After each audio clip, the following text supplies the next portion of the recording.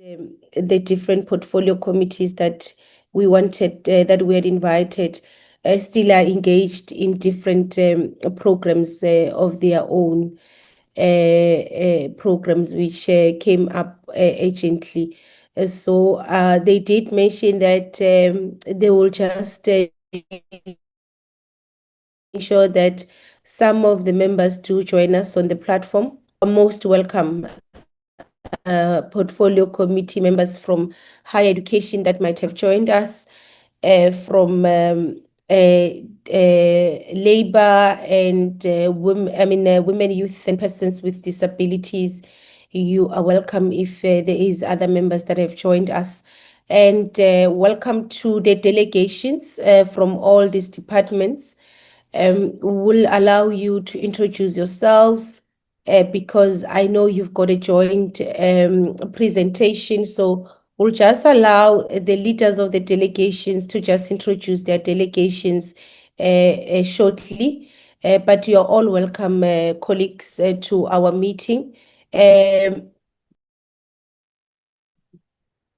Colleagues, we have convened this sitting as a continuation of a meeting that we held last year, which sought to establish from the oversight front the comprehensive plans of all these departments in ensuring a clear transition path for learners from basic education to higher education and to employment or entrepreneurship opportunities.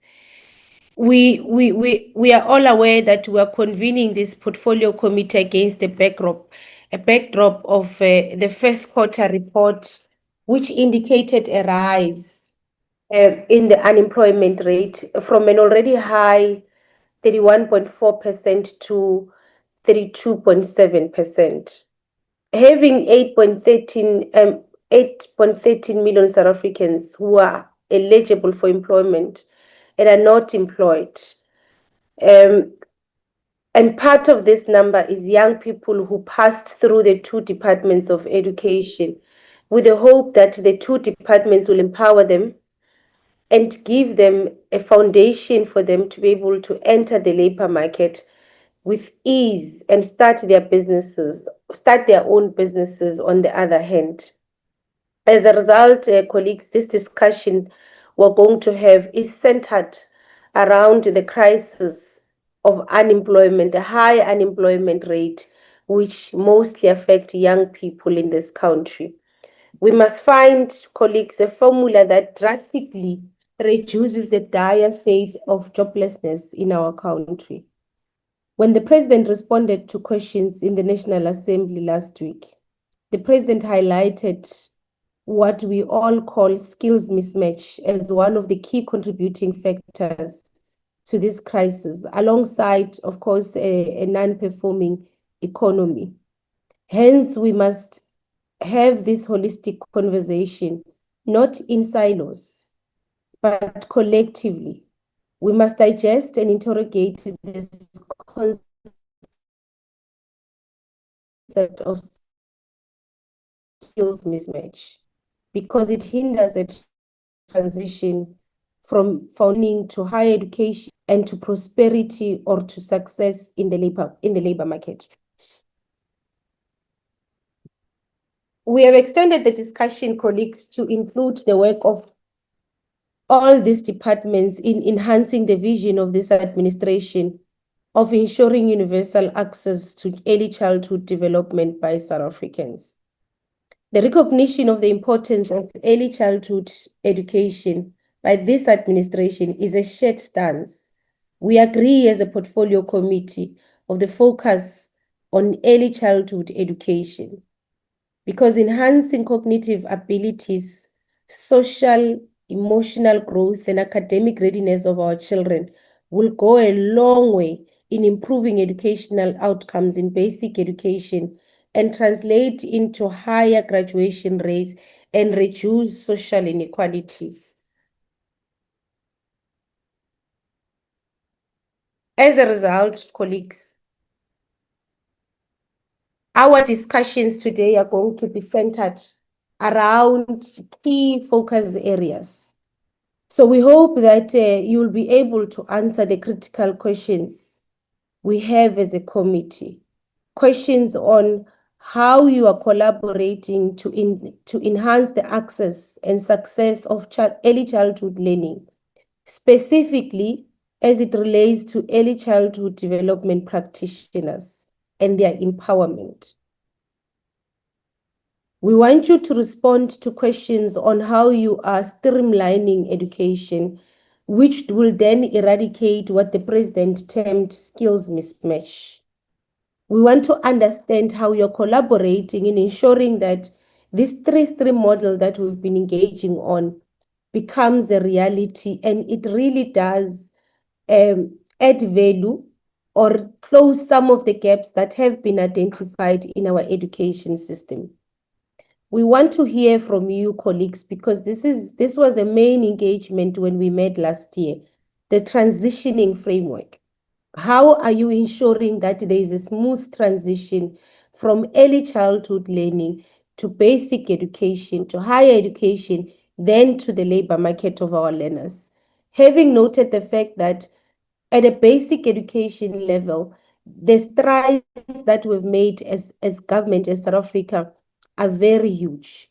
We've seen the number of learners that enter the system or that enter basic education, and they succeed to matric and they pass in huge numbers. But we can't account for those learners when they leave grade 12 as to, do they transition into the higher education level? Majority of them. From higher education, do they transition into the labor market? Is there such a framework on how we transition these learners?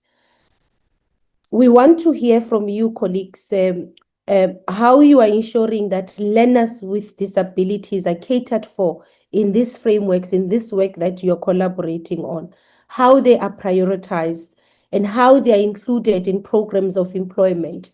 Even the fact that during our oversight visit, we would have heard about many of these learners that are in our sector, in the basic education sector. And many of the principals in the special needs schools say to us, the problem is when our learners leave here, they have nowhere to go. The higher education sector does not cater for some of our learners. And the labor market as well does not cater for some of our learners. And we're speaking about learners in special needs school. And this for us has been a serious concern. So we want to hear from yourselves collectively as to how you're collaborating to ensure that we cater and we prioritize and we ensure that learners with disabilities, when learners with academic disabilities are catered for in the systems. So we welcome you with those few words, and it was just trying to really recap from the meeting we had last year, so that all of you as departments understand where our mind is as a portfolio committee as we start this meeting. I've seen your presentation, I've went through your presentation. I'm a bit worried about some of the gaps in the presentation about exactly what we were trying to achieve as a portfolio committee. I do hope that in the questions and deliberation session, you are able to close those gaps. I do know that we have a number of apologies, Mr. Brown. Let's fly to the agenda. I do know that we have quite a number of apologies. I'm going to allow Mr. Brown to take us through the apologies first, and then we'll then go into the introduction session, and then we'll allow the departments to present their collective presentation. I want to applaud you and appreciate the fact that you listened to us the last time, and you went and worked together on having a collective presentation instead of having presentations from the 4 departments. So we really appreciate that. But we do hope that you are able to close the gaps in terms of what was the intent of this discussion with the portfolio committee. Mr. Brown, can we go to the apologies? Good morning. Thank you, Chairperson. Good morning, members. Chairperson, apologies. I will start with a member of the Portfolio Committee, Honorable Magagula, who is currently at the colloquium representing the Portfolio Committee, so she won't be joining us. And then I'll move to the Department of Basic Education. Unfortunately, Minister and DG are, I believe they are out of the country. They are currently traveling from the Education World Forum. That's Minister and DG. Deputy Minister for Basic Education is also at a commemoration and won't be able to join us. Commemoration for International Day of the Boy Child. And then for the Department of Women, Youth and People with Disabilities, I have received the apology for the Minister, as well as the Acting DG. For Employment and Labor, I've received the apology from the Deputy Minister as well as the Minister, who won't be able to be with us. Chairperson, those are the only apologies from my side. We don't have. I've got yourself, Honorable Low, Honorable Jordan, Honorable Mkhize, Honorable Ngobo. I'm hoping more members will join us, Chairperson. I do see my counterpart for women, youth, and people with disabilities in the meeting. If you would maybe just allow, if there's any of that committee members present, Chair, if we could just allow her to indicate. Thank you, Chairperson. Thank you, Mr. Brown. Are you indicating that we don't have a quorum? Chairperson, at this stage, unless I missed any of my members, I only have Honorable Maimela, Honorable Jordan, Honorable Low, Honorable Mkhize, and Honorable Nobo. Chair, that is the membership that we have currently, unless I've missed somebody.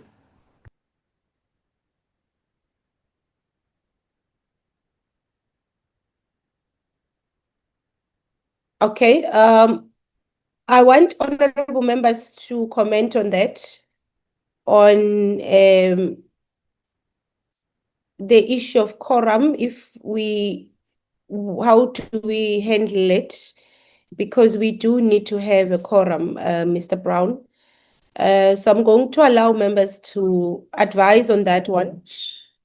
Mr. Brown, did we receive any indication or apology from either Honorable Kwavana, Honorable Mgadi, Honorable Shikwambana, and did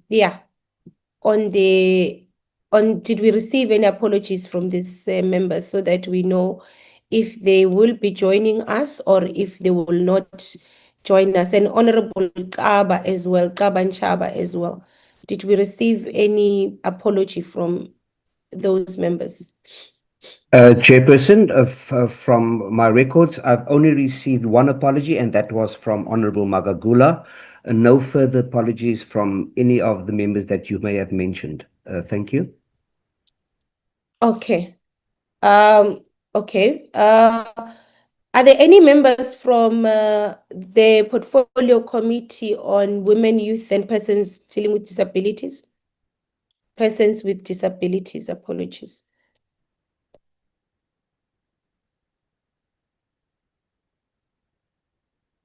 Okay. Honorable members, I want to now give to you, I want you to guide on the issue of the quorum. Honorable Yotan and then Honorable Low. Thank you, Honorable Chair. I think we have two options, Chairperson. The first is that we might, go on a break for the next 15 minutes or so that we could give Mr. Brown an opportunity perhaps to call those members who've not submitted an apology and ask them whether they would attend. However, I am concerned that this is a joint meeting and we don't have any members present from the other committees. And we are aware that Parliament is having a number of activities today. We have the joint colloquium. There are currently mini plenaries also taking place. So I'm concerned that these members perhaps are otherwise engaged with activities of Parliament, Chair. So if that is the case, then the second option might be that we are going to have to postpone to include their participation. Thank you, Honorable Jordan. Honorable Low. Thanks, Chair. Thank you very much. I don't know, but I think what the apology of Honorable Governor is that she will be attending a colloquium, and I apologize. I don't know why didn't she inform the committee, and then because there's a colloquium and also there's a higher education committee, and I would want to echo the same sentiments to say failure for members to not send apologies is not for the first time. We must take note of it, and I don't think Mr. Brown should be calling members. I want us to agree that we should have members to be disciplined and understand, because in the WhatsApp group, we're reminded about our meeting and to be able to be punctual with regard to such important stuff. So now I propose that we get to understand where the members as per the procedure of Parliament and be able to discipline the members with regard to that, because non-attendance of meetings and always calling members will not assist the process. Hence, I propose that if there's a way to deal with this issue, it must be processed accordingly, Chairperson. Thank you. Thank you very much, Honorable Jordan and Honorable Low, for that. Honorable members, firstly, let's agree that, or maybe let me give Honorable Jordan on the issue of the non-participation of the other portfolio committee members. You would remember, honorable members, that this is an initiative that was spearheaded by us as a portfolio committee. It was led by us even as we convened this session last year. And last year we were able to have a huge attendance, but members of other portfolio committees and ourselves were concerned about the time that we had allocated to have this meeting. The resolution of that meeting was that the chairpersons of the different portfolio committees must meet, and they must then determine the approach to the next session. I must admit and I must inform the members that we have tried from our side to initiate that meeting with other chairpersons of the other portfolio committees, but we realize that there's always a clash over commitments, the days that the other committees are engaged. So we were not able to secure a meeting with the chairpersons of the other portfolio committees. But we had already scheduled this as part of our item in our own program of the second term. And we then said, let's invite them. Even if we can't have that joint session with the chairpersons, let's invite them. And we had invited them for Tuesday. We did postpone the meeting on Tuesday because, Honorable Jordan, majority of these portfolio committees indicated that on Tuesday they were committed. Some of them had their budget votes on that day, as some had their own meetings on that same day. And as a result, we thought, let's move it to Friday. Perhaps the attendance will be better. And I agree with you wholeheartedly that the participation of these portfolio committees is very important. So that is where we are coming from. However, honorable members, I want to agree with Honorable Jordan that today there is a colloquium, there is other budget votes, there is the portfolio committee, I know, on higher education, and I know that two of our members sit in that portfolio committee, including myself, but of course we're here. And so the portfolio committee on higher education wouldn't join us because they are having their own meeting with the University of Western Cape. But my worry, as I had when I engaged with Mr. Brown, that we consider an application for a meeting for today, was that there is two meetings that we have to shift from our program. And this is the one meeting, and the meeting that we are supposed to have next week because of the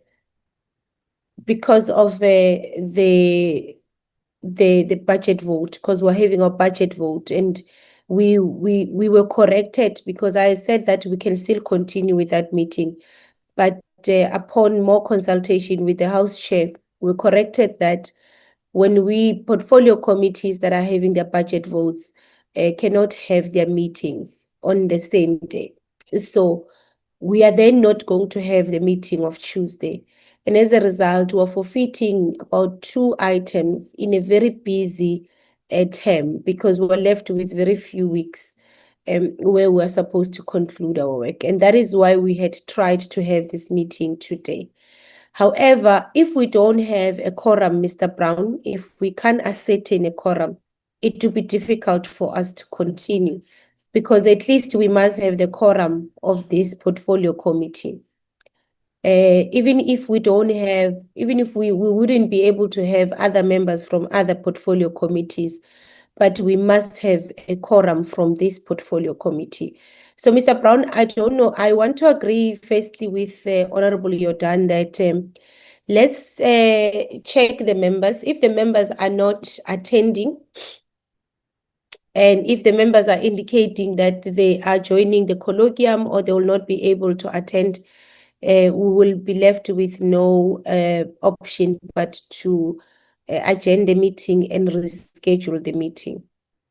Mr. Brown, can you ascertain, can we check with it's Honorable Chaba, is Honorable because Honorable Yanga, Honorable Governor, the apology has been submitted by Honorable Low. So it's Honorable Shikwambana as well. Those are the members that we need to check with. Honorable Van der Walt as well. Yeah, those three members, can we check with them if they are attending the colloquium and they will not be able to join the meeting? Then we'll then have to give direction on the meeting. Mr. Brown, can we do that? Can we give you? I'm present. Oh, Honorable Shkwambana has joined. Okay. Okay, then meaning we have a quorum from our side. Okay. I think having established a quorum from this portfolio committee, I think we should continue, honorable members, with that background that portfolio committees are dealing with budget votes.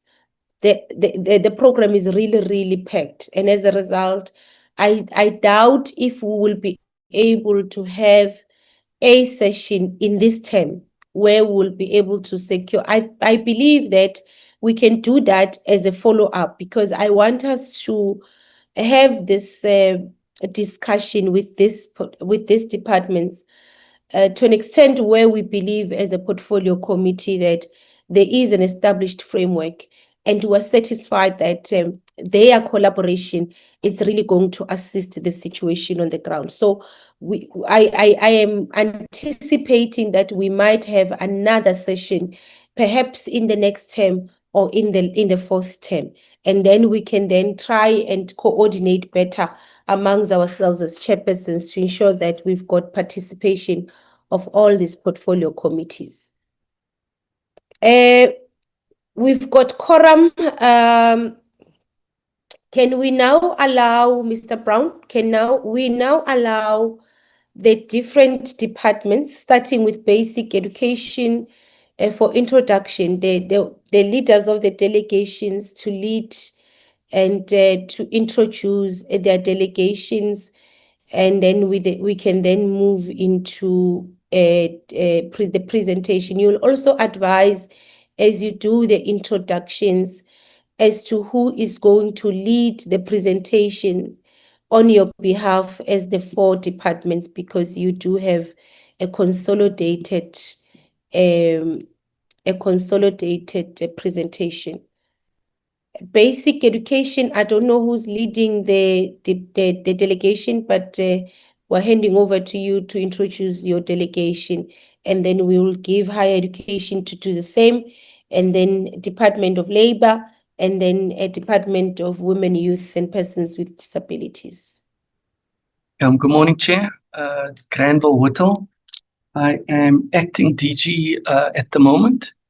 I'll run through the basic education colleagues fairly quickly. So we have Mr. Slatswaya, who is from the Office of the Deputy Minister. Ms. Carolison, who is from the DG's office in Parliament. Cheryl Weston, who is a Chief Director for Teacher Development. Mr. Enoch Rabutapi, who is the Acting DDG for Teachers, and he will also lead the presentation on behalf of the 4 departments, Chair. Then we've got Dr. Kotze, who is the Director for ECD. Ms. Lala Maje, who is Director for Initial Teacher Education. Ms. Lulama Ndabankulu, who is from the Office of the DG in Pretoria. Ms. Millicent Boaduo, who is, I think, from Inclusive Education. Mr. Pule, who is Director for Curriculum. Mr. Ngobo, who is I think, Acting Chief Director, but is responsible for Inclusive Education. Mr. Padiachi, who is the DDG for Business Intelligence. And Mr. Rob Dalton, who is the Acting Chief of Staff from the Minister's Office. Mr. Saliki Tlabani, who is the Chief Director for E-Education and 3 Streams. I assume Stella is Ms. Mosimeche, who is the Chief Director for Strategic Planning. And then lastly is Ms. Yolanda Holden, who is from the Office of the DG in Cape Town. So quite a big delegation, Chair. Thank you, Dr. Whittle, the acting DG. Higher education.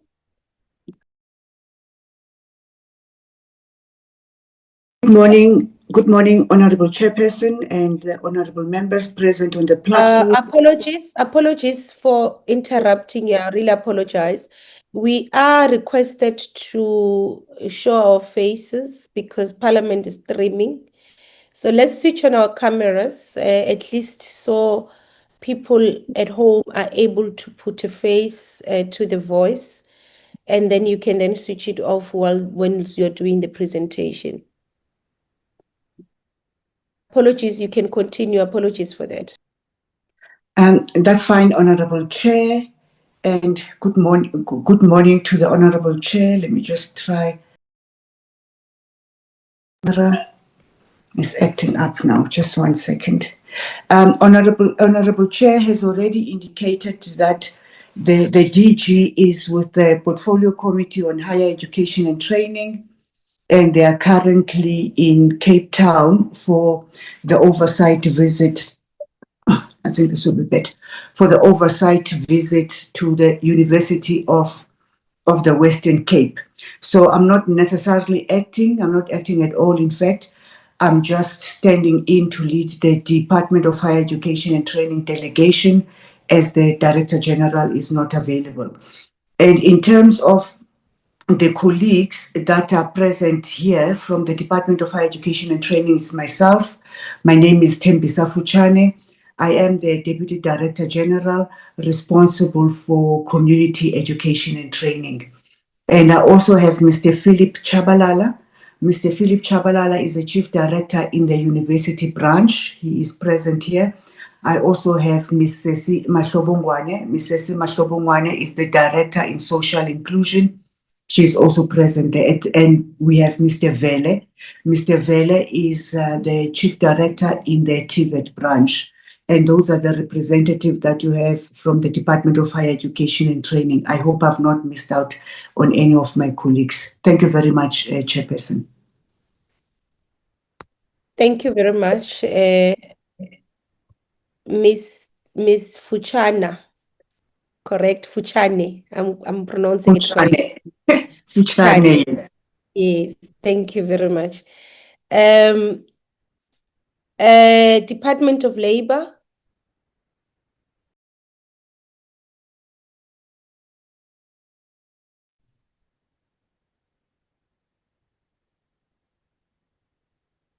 Good morning, Chairperson. I'm trying to put my video. I'm not sure if Chair can see. My name is Donald Ngadiming. I'm with Department of Labor, with the Supported Employment Enterprises, which is an entity that employ persons with disability under the Department of Labor. Thank you.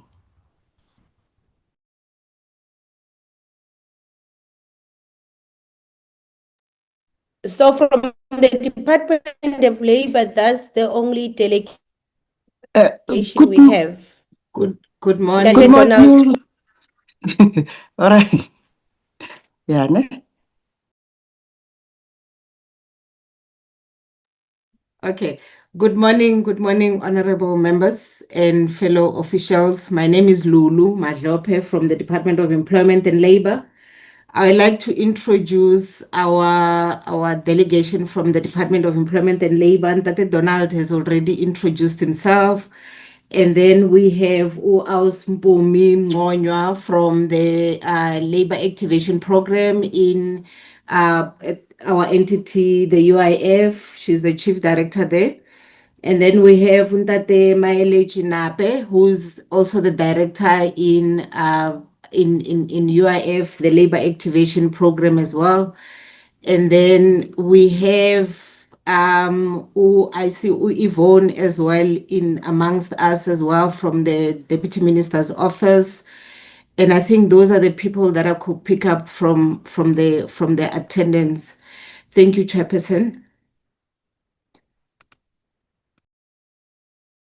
Thank you very much. Let's go to the last department, Department of Women, Youth and Persons with Disabilities.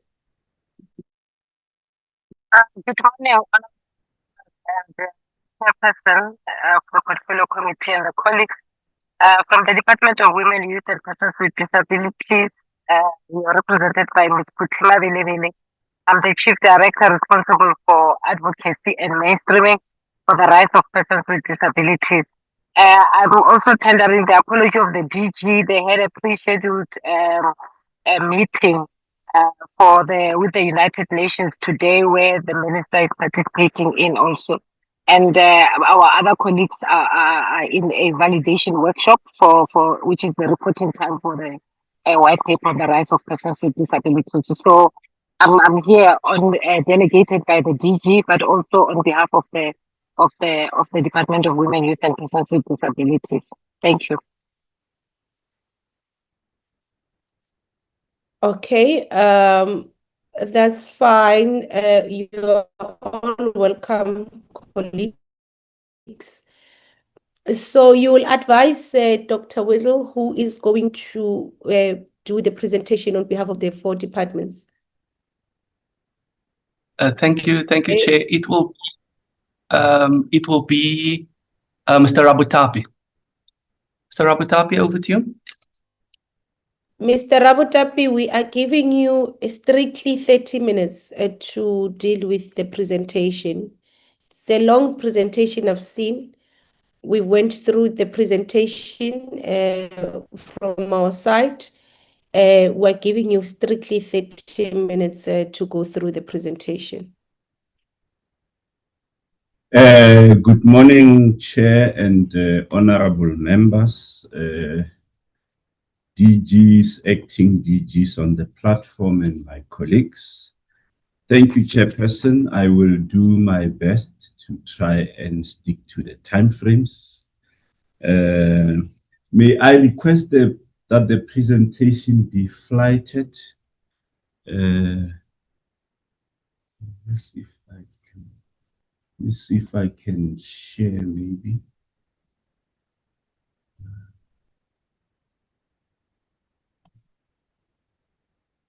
Mr. Brown, can we assist? Thank you, Chairperson. The share screen is activated. If they cannot, I will try from my side, but the share screen has been activated. I'll just give it a second. Please share, Mr. Brown.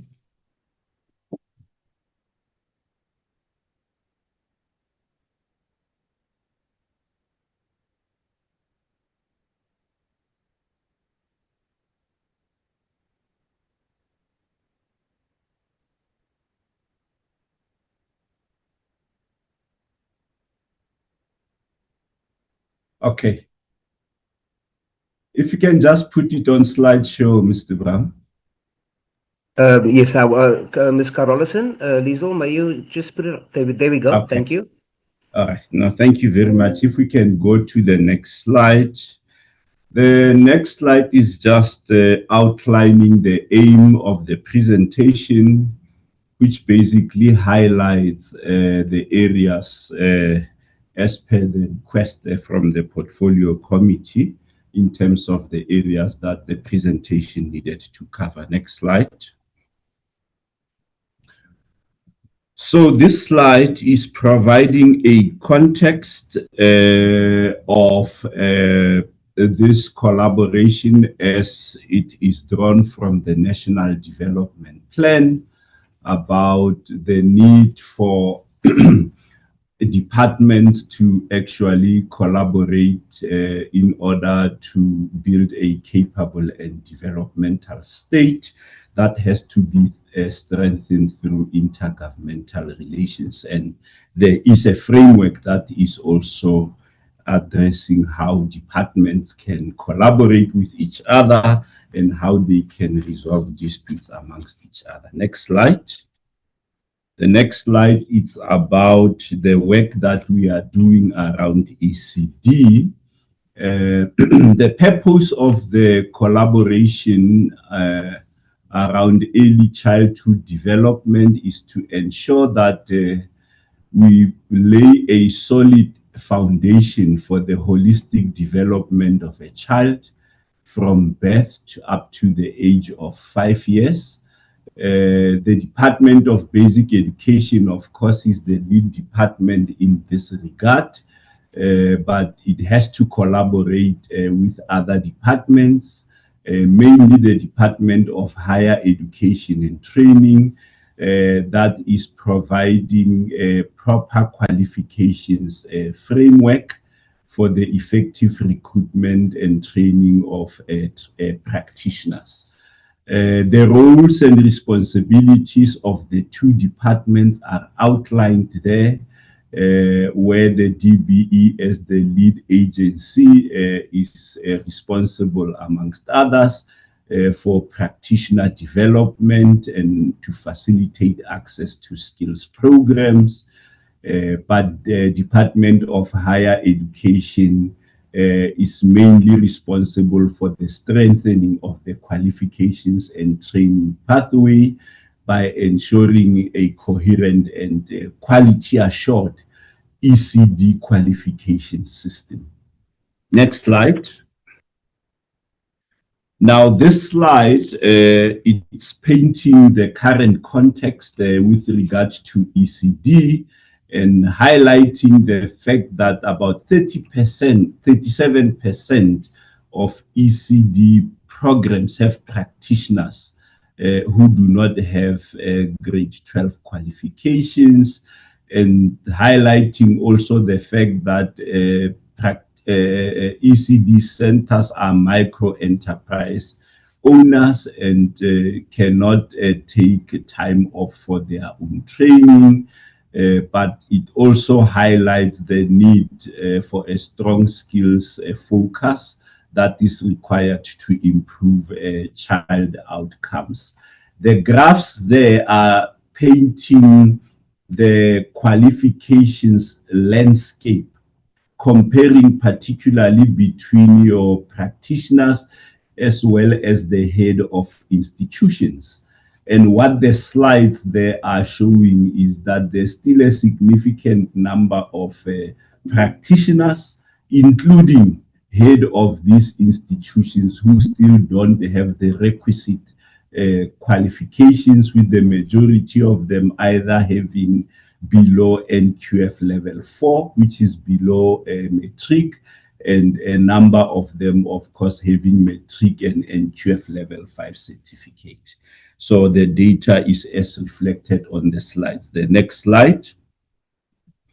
Now this slide is reflecting on some of the achievements, looking at achievements from higher education and training, and highlighting on the work that has been done by the ministerial, interministerial committee on ECD, whose purpose was to ensure that there was an integrated delivery across early learning, health, nutrition, social protection, and also ensuring the strengthening of training and skills development across all ECD service areas. And this is provided through your post-schooling education and training institutions that include your TVET colleges, your community education colleges. And the ECD sector, of course, is aimed at ensuring that we build a capable, professionalized, and well-supported workforce, recognizing that improved child outcomes depend on the quality of the practitioners. There is also a master skills plan that has been developed, 25 to 2030, and the key interventions of the master skills plan focuses on the key areas that have been outlined there, ensuring that there's a strong ECD workforce, there's aligned post-school education and training provision, strengthened system of responsiveness in early learning needs, and improving early learning and schooling outcomes. Those are some of the key areas around the master skills plan. Next slide. This also part of DHET achievements, strengthening qualification and training pathways that are offered through advancing a coherent and quality assured ECD qualifications framework. So this slide further emphasizes on the qualifications framework that also builds into it practical training pathways that includes work integrated learning as well as recognition of prior learning as part of the training mix. Next slide. Now, this slide highlights some of the qualifications pathways that are available as part of the ECD HRD plan that introduces an early learning workforce recognition framework. And we'll see that this framework provides different entry levels for those people who are below NQF level 4, for those who are between level 4 and 5, and the advanced early learning workforce for those who are NQF level 6 and above. And we see that it also provides opportunities for recognition of prior learning so that people at different levels can have access to credits and could draw on early learning workforce portfolio of evidence so that that work can be recognized in allocating the proper skills level of these practitioners. And practitioners can also stay at chosen levels or choose to progress also to the next level. So those are the different qualification options that become available. Next slide. These are some of the challenges, of course, the professionalization of the ECD sector, ensuring that we have a clear strategy around professionalization. There's a need to have a very strong skills focus, particularly noting the fact that some of the qualifications have not really assisted in improving the quality of skills at this level. So there's a need to enhance those programs to have a strong skills focus. And the issue around collaboration of the various sectors and the various institutions is also something that needs to be strengthened. Next slide. This slide highlights areas that still need further attention going forward.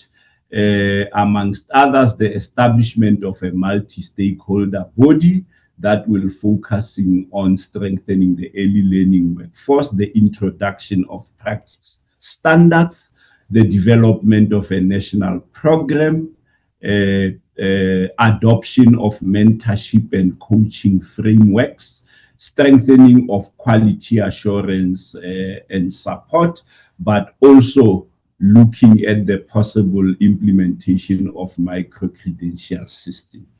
The next slide, it still speaks to the same thing, except that it is looking at a phased-in approach to these interventions. Next slide. We are now going to be looking at the next area, which is about streamlining education provisioning. Now, the purpose of this collaboration around this area of work is to strengthen the provision, development, and sustainability of teacher educators so as to improve quality, relevance, and responsiveness of teacher education across the system. So this is mainly meant to ensure that teacher education programs are of quality and to ensure that professional development pathways as well as workforce planning address current and future needs for capacity building of teacher educators. Next slide. The slide outlines the roles and responsibilities of the two departments, with DBE largely focusing around schooling sector needs, practical alignment, curriculum and professional school-based support and partnership coordination, as well as monitoring of systems impact. Department of Higher Education and Training, the focus is largely around qualifications, provision, planning and capacity development, focusing more on policy and regulatory alignment, and also ensure that there's proper research and the sourcing of data that will inform proper workforce planning. Next slide.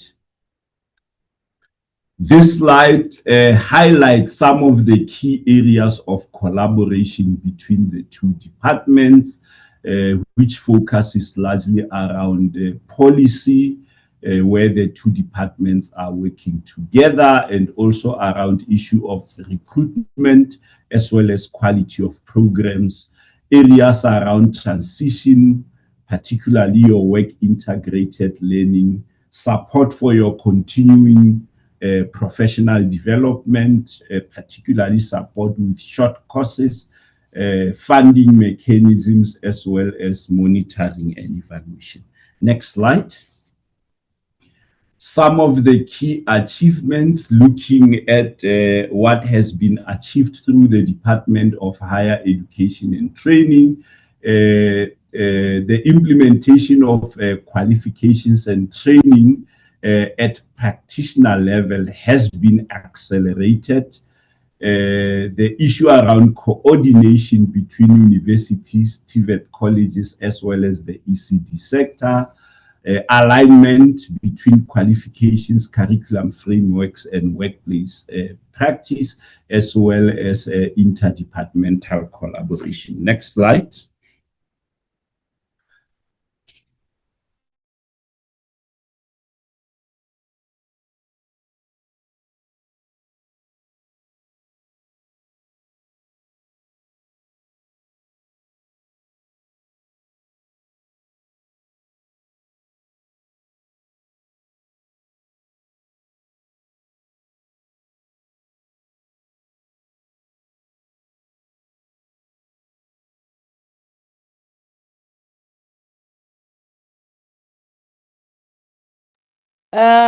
What is happening, Mr. Brown? Have we lost the screen? I don't know. Yes, it looks like we were kicked out, Chair. Chairperson, I was not sharing. It was Ms. Carolison from DBE, but Okay. I'm trying to just recall. Let me see whether I can't assist it from my side. Sometimes our system tends to be very unstable, Chairperson. Apologies for that.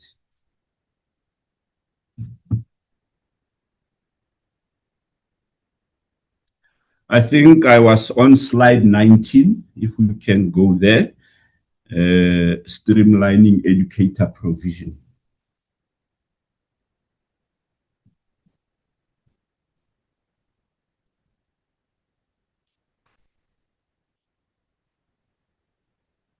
Mr. Rabutapi, can you just assist me? Yeah, should I go? Just go to the next slide.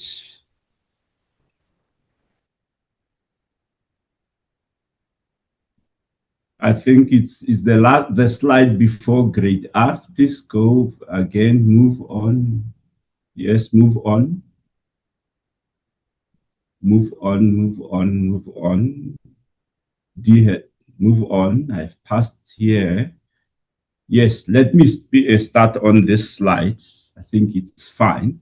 The other area has been covered.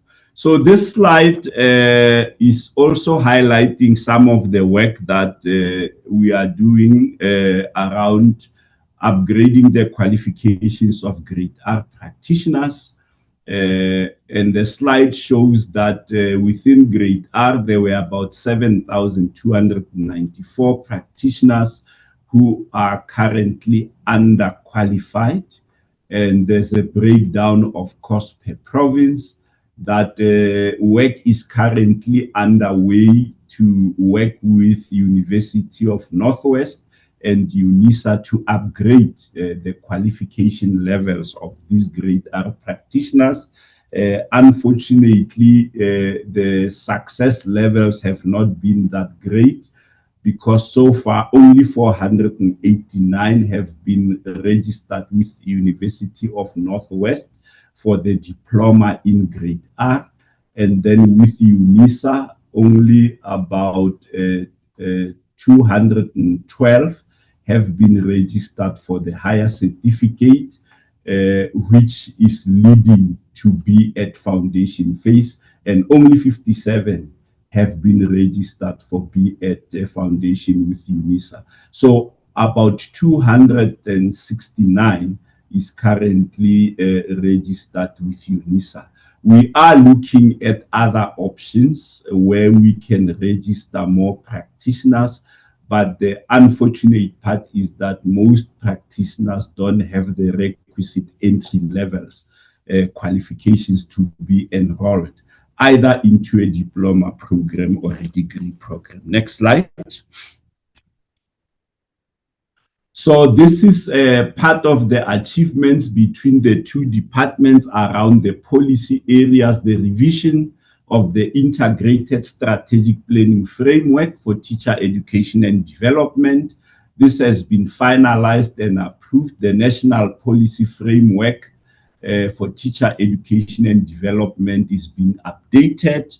Task teams are currently working around the review on the policy on minimum requirements for teacher education qualifications, and also work is underway to strengthen qualifications for initial teacher education. Next slide. Some of the challenges, of course, is around the data, integration of data between the departments still remains a challenge. Next slide. This is the areas that have been identified, areas for further work that still needs to be worked on between the two departments. Next slide. The third area is around the three streams model. And the purpose of the three streams model, of course, is to ensure that there is strategic collaboration between the three different departments. And this collaboration is currently supported through European Union as part of the Education for Employability program. and this program is also overseen by National Treasury. So the three streams model is a program that is meant to diversify schooling pathways so that we don't only focus on the academic stream, but that you are also able to open other streams, vocational and occupational, and also to strengthen the link between education and the world of work. It also aims to provide learners with multiple equivalent learning pathways so as to fulfill their potential, but also to ensure that the greater learner choices in terms of pursuing their careers of choice. Next slide.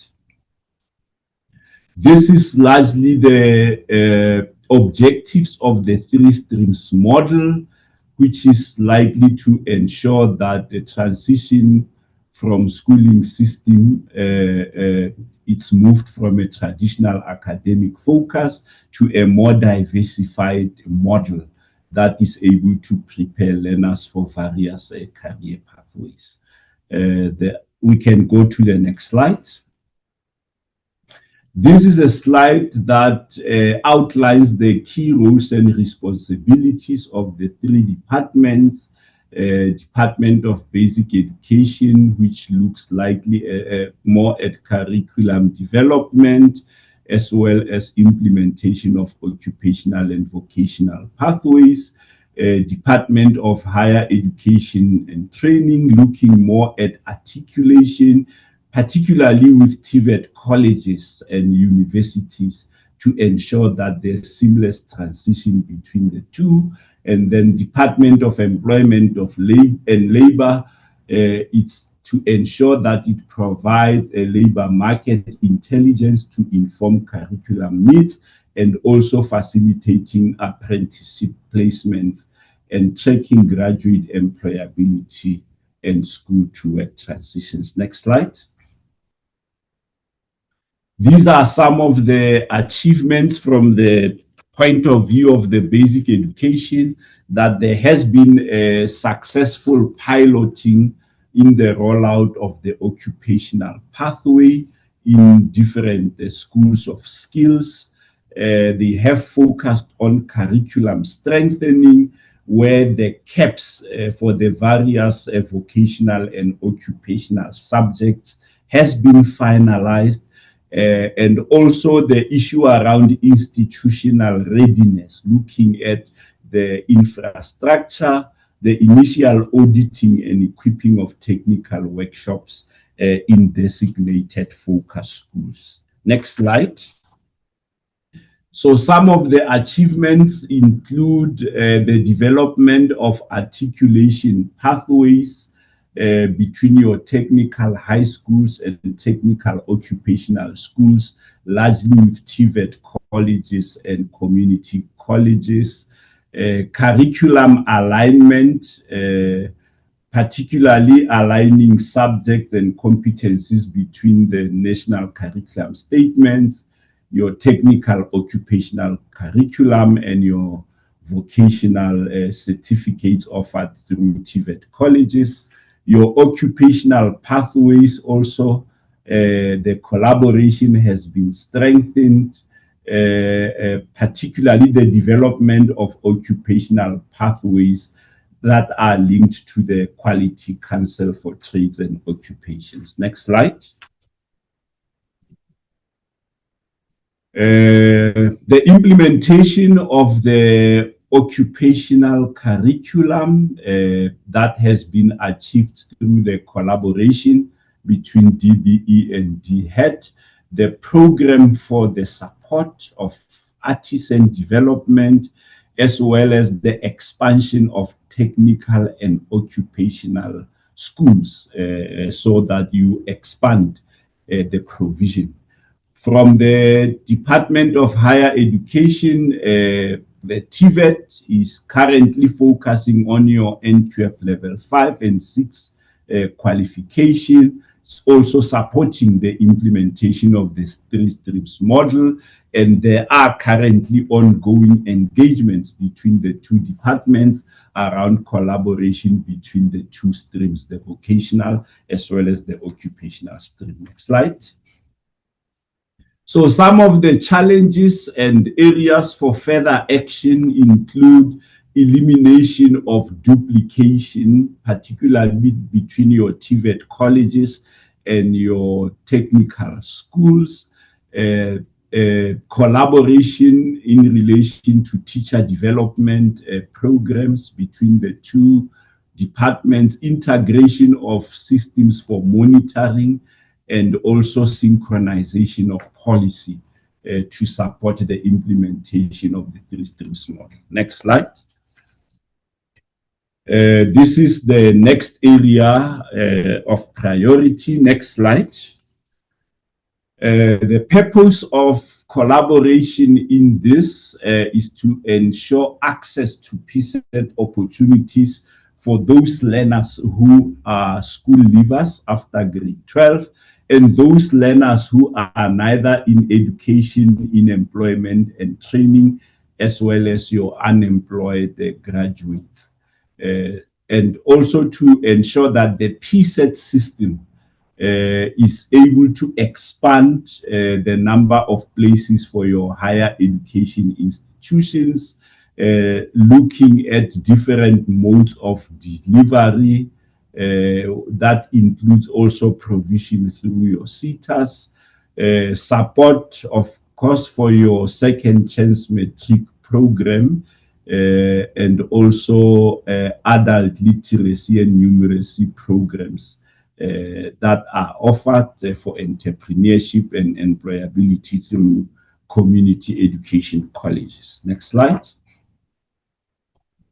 And some of the achievements from the Department of Higher Education includes the partnerships around entrepreneurship with those different institutions, higher health, civil education and social programs that have been developed, and also the partnerships with those companies, Google, Huawei, Microsoft, etc. Next slide.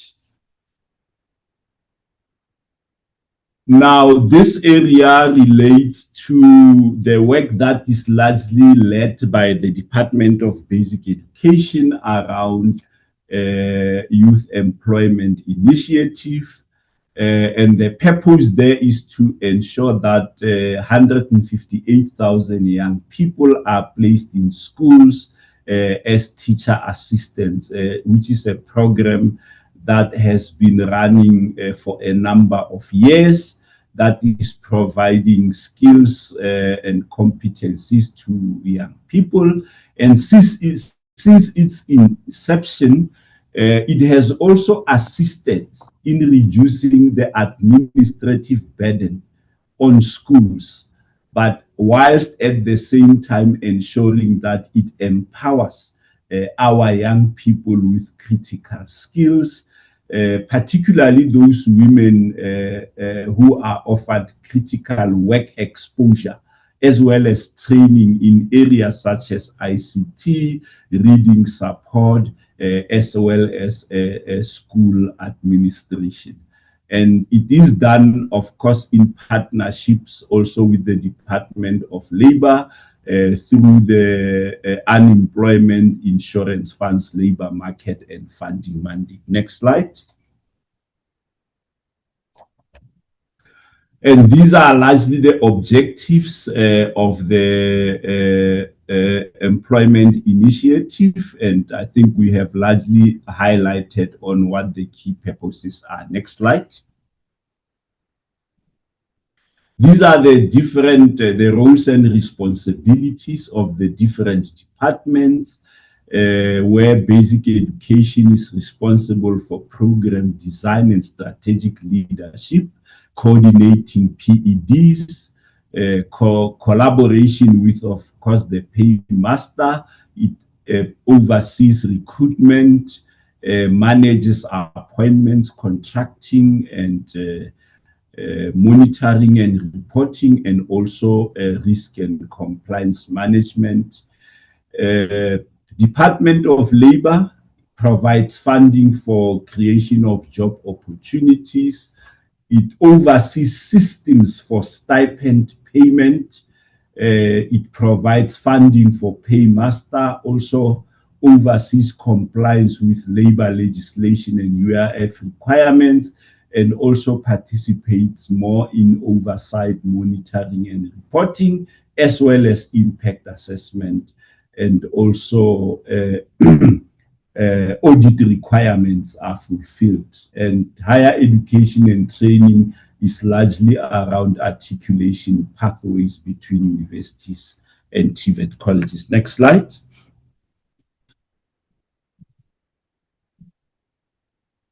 Next slide. Now. Okay, so this slide is just reflecting young people who have been placed in schools for over 6 months in 2025. And those numbers there are showing the number of young people who have been placed. Next slide.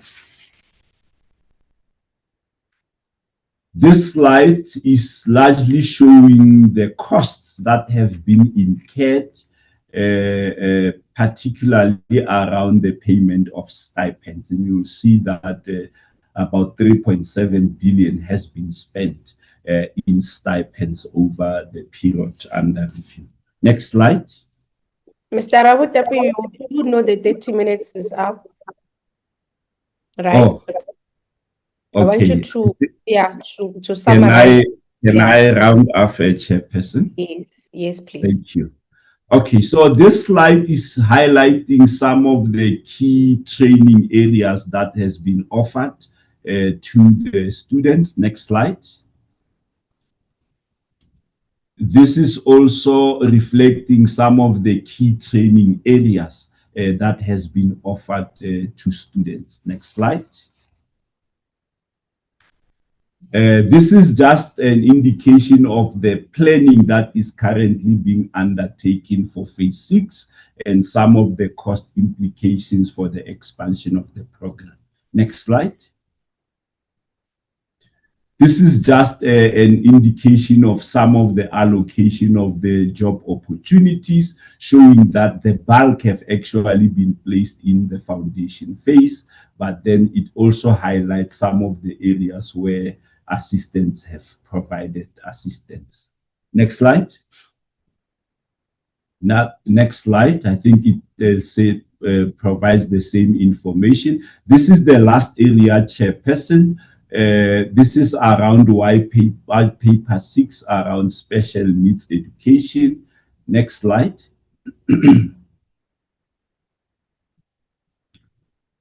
Okay, this is just outlining what the purpose of the white paper 6 on education seeks to achieve. Next slide. The roles and responsibilities of the different departments around inclusive education. Next slide.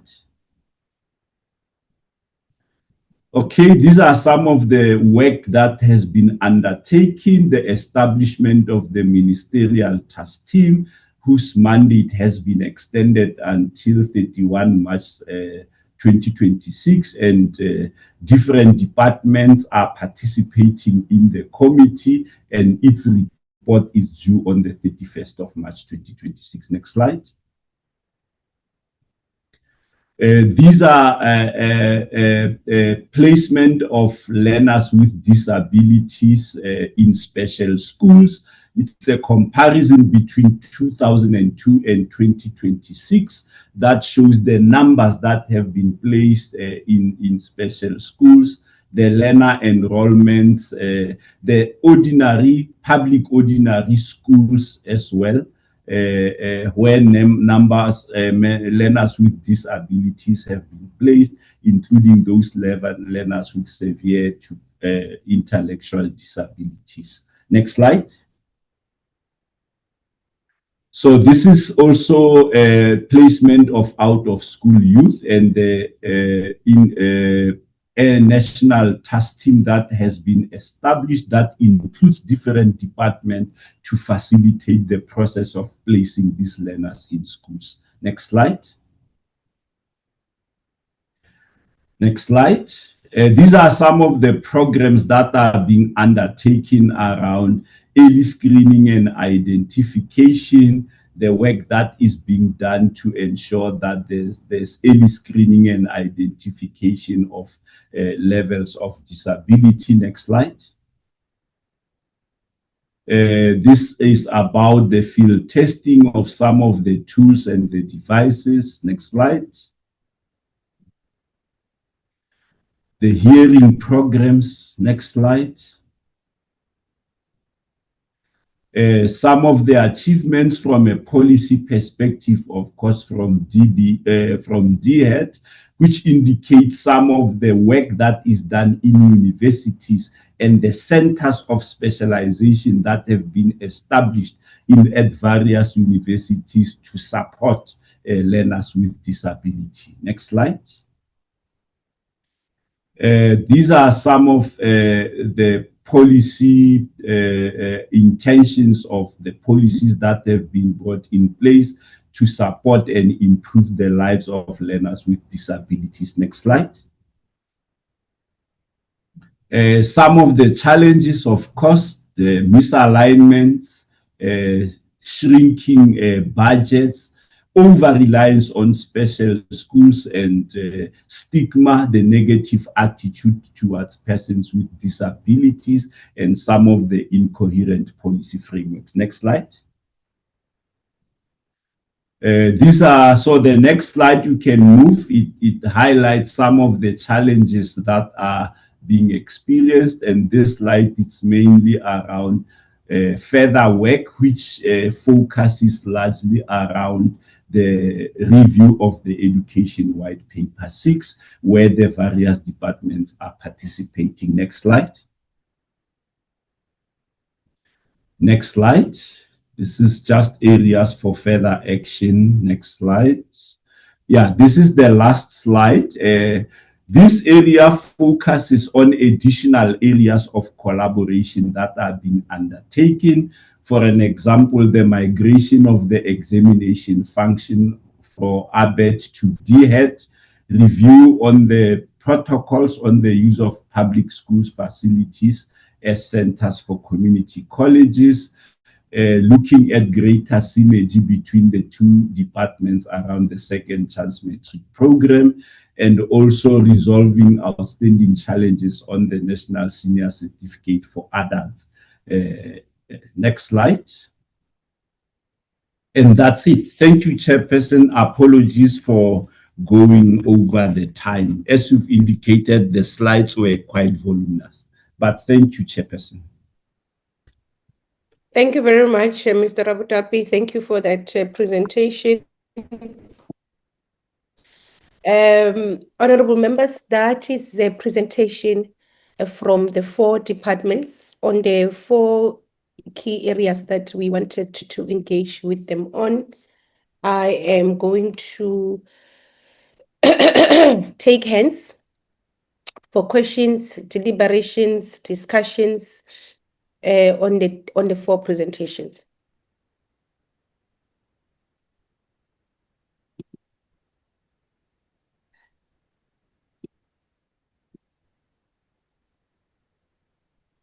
Honorable members, am I still okay? I see now. There is only one hand. Honorable Jordan, you can start. Thank you very much, Chairperson. Greetings to yourself, the members of the Portfolio Committee and the delegation that's present. Thank you very much, Mr. Rabutapi, for that presentation, which is quite encompassing of a number of factors affecting education that I think is very important for us to pay attention to. Chair, I just have a few questions. The first is related to the employment initiative, which places assistants in schools to support teaching and learning. And at a practical level, we see that these assistants are joining schools and then they become extras or errand runners for teachers or school staff. And once their contracts end, they leave again and become unemployed. What efforts are made by the department to making this a sustainable endeavor for those assistants? And what guidelines are there for schools to make use of assistants as valuable resources for teaching and learning? And will these assistants, for example, leave the program with any certification or training or something that makes them more employable in future? Then, Chairperson, the presentation states that the three-stream model aims to reduce dropout rates by providing diversified pathways. What evidence exists that the technical, occupational, and vocational streams are reducing learner disengagement? In other words, had the department assessed, and is there any evidence for the assumption that learners become engaged in other areas of learning or other streams that are not necessarily academic once they drop out of school? And does the department track throughput in the other streams to close the gap between dropout statistics between these different kinds of institutions? Then, Chair, we note the concern around duplication between TVET colleges and technical schools. And I think this is an interesting one that the department had highlighted for us. I'm wondering whether it's considered an analysis on shared infrastructure and equipment usage, and whether there's any collaboration with the private sector for meaningful employment opportunities for learners that exit these kind of institutions. Chairperson, the presentation acknowledges that 37% of ECD programs still have practitioners without grade 12 qualifications. What concrete timelines and targets have the department set to improve these qualification levels? And we've heard that there's significant investment and partnering that's going on between the department and some institutions of higher learning when it comes to this. But what is the timeline for this? Will there ever be an end to that kind of program, or some sort of milestone where we can say that the majority of ECD practitioners are now qualified? And how will the government ensure that quality improves without placing unsustainable financial burdens on low-income ECD practitioners? Then, Chair, another question in terms of ECD and practitioners and staff in ECD centers. I'm not yet satisfied that there's any regulation in terms of vetting of practitioners and staff in ECD centers.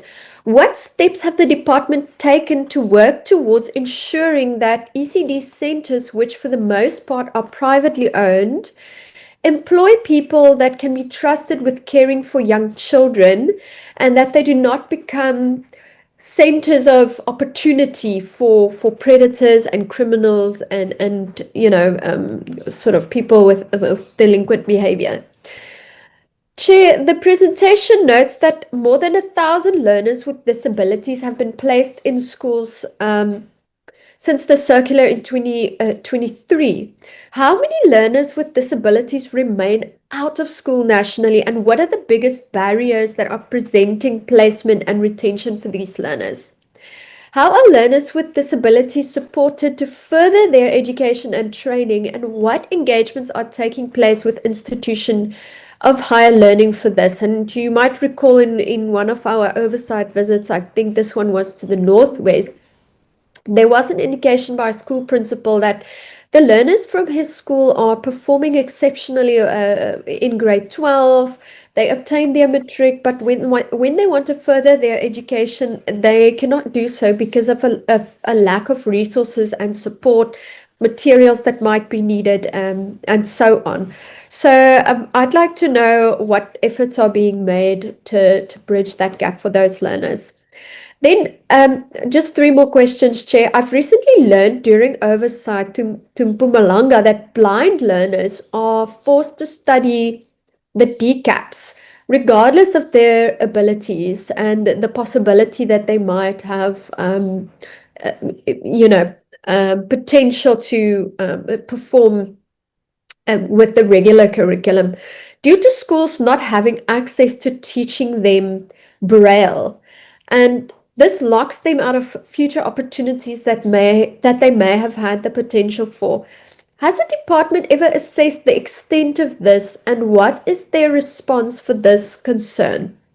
Speaking of schools for the blind, Chair, could the department appraise the committee on the Rivoni School for the Blind, which had allegedly started to be built in 2019 by the Limpopo Department of Education? Apparently by now it's costed up to 200 million rand to build the school, but the school is still not open for use to learners. It remains unoccupied, and the materials and investments that have been put into that school is deteriorating because of it not being occupied. Who's been held accountable for this? Has the department engaged with the education department in Limpopo around this, and what information can they give us in that regard? Lastly, Chairperson, the presentation repeatedly references intergovernmental cooperation and collaborative governance. However, many educational interventions still suffer from weak implementation at provincial and district level, and we see this repeatedly in media reports, in our oversight visits. Media reports, for example, highlight that there are ECD centers not receiving support, particularly in the Northwest Province, where apparently the department has indicated to several ECD centers that their funds are depleted, and in KZN, where the department is being taken to court for actually failing to provide subsidies for ECDs. And so from a national perspective, we are concerned because we see in our meetings here and in our engagements with the department that there is massive financial investment and effort into bolstering early childhood development. But according to reports, this is not necessarily reaching schools at a grassroots level. And this is because of provincial and district inability to implement. Has the department assessed these concerns, and what kind of monitoring and accountability mechanisms are in place when it comes to ensuring that money and support and resources meant for these young learners and other programs of government actually reach schools and ECD centers so that they can start their educational journeys with success and read for meaning by the age of grade 4 and engage in their education meaningfully? And could the department perhaps respond to the allegations that ECD centers, particularly in these two provinces, are not receiving the subsidies that we know the national department is allocating towards those provinces? Thank you very much, Chair. Thank you, Honorable. You're done. You're the only one who had raised your hand. I did, Chair. Oh, Honorable Mkhize. Yes. I see. Yes. Honorable Mkhize, you're next, and Honorable Loyu. Thank you very much, Chair. I'll try to be brief. One, why the department and its partners omit mentioning corruption, maladministration, and public disinvestment, which is severe budget cuts, as one of the main causes that cripple government from creating an enabling environment for upskilled youth employment and meaningful development, considering vast evidence of this substantiating it in the sub-Saharan African countries? Was it considered omission or not? If the department agrees that corruption, maladministration, and public disinvestment are one of the main causes that cripple the government from creating an enabling environment for upskilled youth employment and meaningful development, what practical steps will be taken to address these challenges as part of improving the efficacy of the three-stream model in creating jobs? What practical steps the department and its partners are taking to address the challenges such as unequal school resources, labor markets, poor labor markets absorption, and exclusion of people living with disabilities, and lack of interdepartmental coordination with clear targets, milestones, and timeframes. What could be the sound justification for the misalignment of the South African basic education curriculum to persist to date? While this problem was identified more than 30 years ago, is it the lack of capabilities to transform or lack of political will, or perhaps is it pure negligence by those responsible for the curriculum development in the basic education, in the Department of Basic Education? Is there a practical traceable action plan in place with effective approaches, objectives, strategies, and activities being implemented to facilitate the streamlining of services for smooth economic learner transition? If yes, what quantifiable gains have been identified and reported at this point, and where is evidence of such progress? How does the department ensure proper planning, considering the South African context, which is rife corruption, maladministration, and severe budget cut? How does the department plan to effectively manage the performance, considering the current weaknesses of poor government oversight across government DPE programs? Last two, what clear milestones, targets, activities, resources, timeframes have been set and being tracked during the implementation of this three-stream model? Is there any data that can be used to evaluate progress made so far, and can it be made available to the committee as well to appreciate if we are winning or losing in this battle? Thank you, Chair. Thank you, Honorable Kize. Honorable Law. Thank you, Chair. Chair, I will just show my face. That is my good self, but I'm not sure because I'm using another gadget, but it's my good self, and I'm not sure of my network. But I think we must appreciate the collaborations amongst these departments as it reviews the initiatives and implemented practical solutions that ensure that all our curriculum responds to the economical needs that we need to, particularly more so when it deals with more young people who are dented by the high unemployment crisis, Chair. And quite enormous, and what is quite important is that we should agree that amongst many, it is quite discouragement to vote while many have engaged in drugs and in their coping mechanism.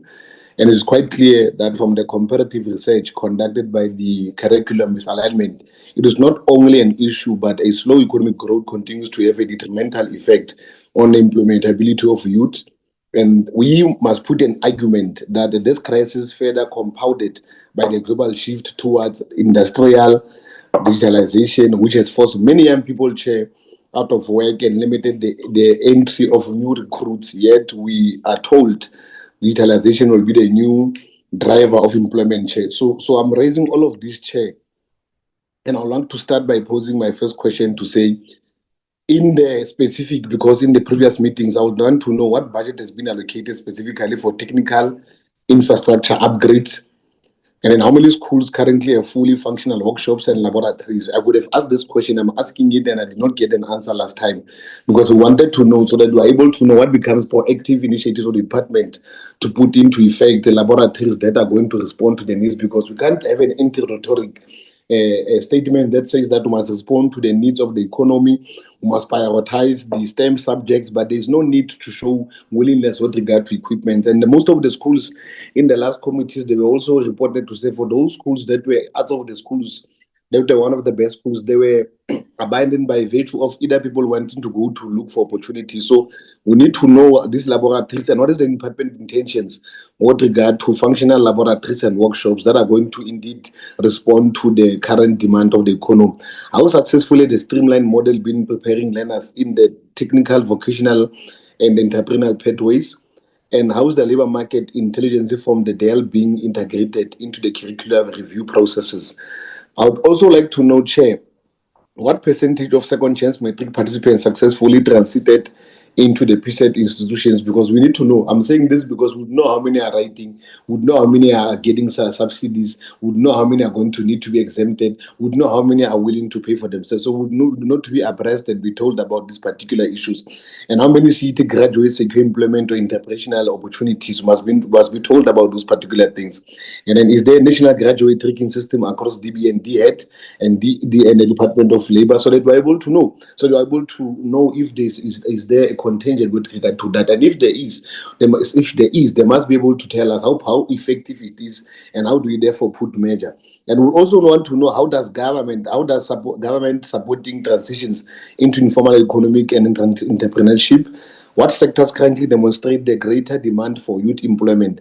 I think quite enormous also, Chair, in the issues that one must raise, that I think is quite important. One must know to check what issues were put into effect with regard to the inclusive education disability support, where we need to check why does the government still rely heavily on special schools instead of strengthening inclusive mainstream education, and how many TVET colleges and universities fully comply with accessibility standards, and what funding has been allocated specifically for assistive technologies and disability support services, so that one can be abreast, and then one can be able to know what are the issues. And then we would want to know how is the department tracking the need youth after existing the schooling systems, and what data exists regarding graduate employment rates by qualification type. So we are asking all of these because when you look on what is on paper and comparing on what is on reality, and giving the stats that we got from our entities of governance that are credible,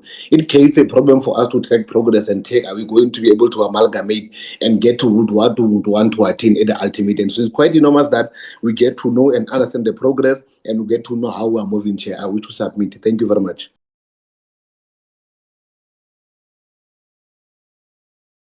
Thank you very much, Honorable Law. There are no more hands on the platform. I take it I have not jumped anyone. I want to join the members that are welcoming your presentation. I had initially said that there were some gaps in the presentation, and members have tried, in terms of the questions that they have posed, some of the questions have tried to interrogate those gaps that one has identified in your presentation. For me to start with, and this is a question that we've been asking, and I've been asking this question over and over again in terms of the ECD model, and not just the ownership issue where ECD practitioners own their own ECD centers. Not only that, because that affects infrastructure development. It affects how government invests in the infrastructure development of these ECD centers, the ownership issue. That's the first one, that the Department of Basic Education has not come out and say, in terms of our framework, this is our model. A model that will say where an ECD center or ECD facility is owned by the owner of that ECD center, this is the level of intervention that government can make. And it is outlined.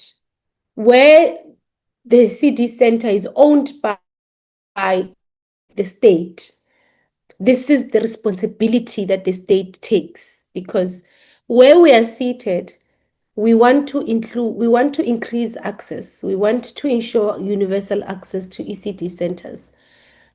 We want to do this in communities where from grade R to grade 12, learners are exempted from paying fees, because we are saying these learners, these areas where the schools are, we've classified these schools as quintile 1 to quintile 3 because of the socioeconomic conditions of the members or the parents of these learners. As a result, we exempt them from fees. In the very same community, we want to expand access for ECD. The same parents, we say these parents must now pay 150 per month or 200 per month for children, so that children can go to to access ECD centers, because that is the practice as matter stands now. And we say we are going to spend around 540 per month on learners. That's a subsidy that we give to those learners. So the model is not clear, and that is confusing. It is creating all this confusion. Now, as I want to bring it to the discussion we're having today, when I speak about the model, so the model will be able to tell us, okay, in terms of our model, we are saying from 0 to 2, children from 0 to 2, this is a level of qualification that is ideal for a practitioner that takes care of learners that are, or children that are between ages of 0 to 2. This is a level of qualification that is ideal, or that is acceptable in terms of the standards of the department. 2, this is the foundational education that goes into a class of learners who are from 0 to 2. This is a level of qualification that we require, or that is as per our standard, for a practitioner that is taking care of a class of learners of 2 to 4. So we don't have that. So what we know now and what we've discovered now is that 82% of the practitioners that are currently in the system don't have post-school education. So 37% of them don't have matric, 47% or 40-something% of them, their highest education is matric. So they don't have post-school education. And my question is that ideal? Is that a standard? Is that an acceptable standard? And what kind of educational outcomes or foundational learning outcomes do we expect from practitioners that 37% of them don't have matric? So even when you say they don't have matric, we don't even, maybe some of them, their highest standard or the highest grade they've passed is grade 7 or something like that. So it's quite difficult to engage with this discussion when we don't know what is the model that even if, for example, DPE has what they call standard and norms. So we know what is the ideal school, what does an ideal school look like in terms of DPE's own standards. So we know how a class should look like, how a school should look like, what should be. So we know in terms of ECDs that there must be play-centered learning, there must be this. But in terms of the framework of practitioners and what is the standard, we don't know.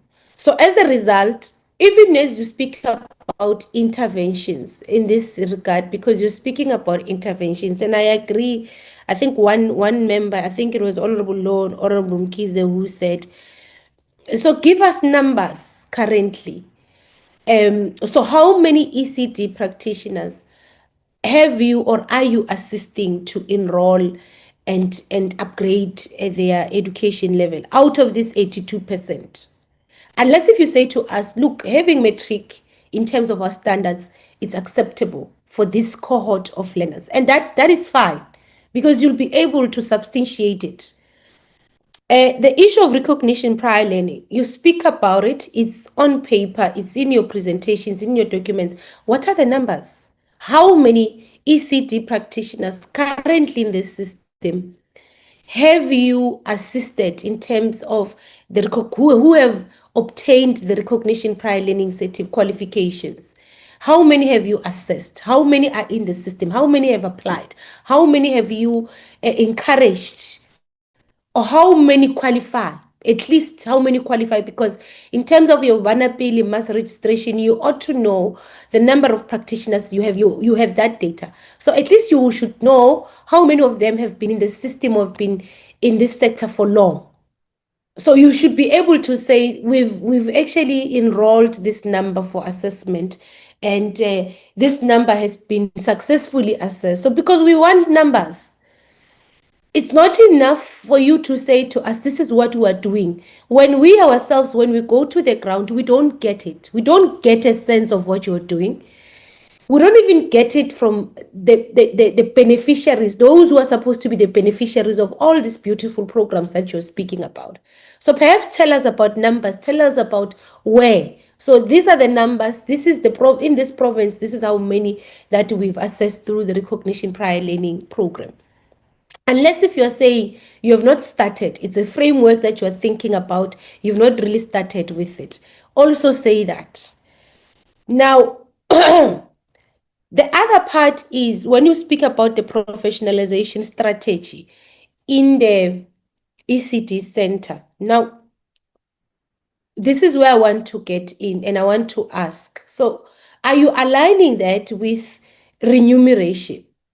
Are you aligning that with funding? Because Honorable Jordan is correct. I think she made a comment which I fully agree with, where she says, how do you make these interventions without putting undue pressure on low-earning ECD practitioners? They are earning as per the money that, as per your subsidy, 40% of the subsidy that you give. Majority of them, the highest they could be earning is 4,000 rand. We're saying they must register with UNISA, they must obtain level 4 and level 5 and level. How do we ensure that we are assisting, we are professionalizing the space without putting undue pressure on the very same vulnerable ECD practitioners who are at the lowest, who are earning very low, are in these communities where access to ECD learning or ECD education is a challenge? So how are we deliberate about this access, opening up this access? I think that's a question we're asking. So how then do you align it with remuneration? And I'm giving an example. So, okay, at level 7, because you're saying level 4, of course, which is equivalent to matric. And then they should go for a level 5 and level 6, which I believe level 6 ought to be your equivalent to a national certificate. So an ECD practitioner at level 7, in terms of your own framework, so how much should they earn? How is that? Do you align their level of qualification with remuneration? And I'm asking it because I saw in one of the slides where you were saying if we are to demand that ECD practitioners are at the same level with grade R practitioners, we need about 169 billion, which is not feasible, which I agree is not feasible. But in the same breath, if you want to retain and if you want to encourage professionalization, you don't only professionalize on the academic side, you must also professionalize on the remuneration part. So I want to understand if in your professionalization strategy that is catered for, that is included. The last one is in terms of now an overall strategy of ensuring that we attract and professionalize the space. And this is higher education right now. Is there any bursaries? Do you offer any bursaries? Actually, it's from both, it's to all the departments. Do you offer any bursaries to young people who currently are part of the NEET group, who have matric and would want to study and learn or obtain a qualification in the ECD profession? Do you offer any bursaries? Does NSFAS cater for these courses, the so-called level 5, level 6 courses of the ECD qualification? That's the question I have. And if it doesn't, why not? Now, I want to move to the 3-stream model. Now, this is a question, it's a buzzword. The 3-stream model is buzzword. You've been speaking about it. We've been excited about it for quite some time because it makes sense on paper. It makes quite a lot of sense on paper. But the question I have is, so how many schools are currently implementing the 3-stream models now? And where are these schools? Unless if you are still in that phase of framing it, because I think it's a concept that we've been engaging about this concept for quite a while now.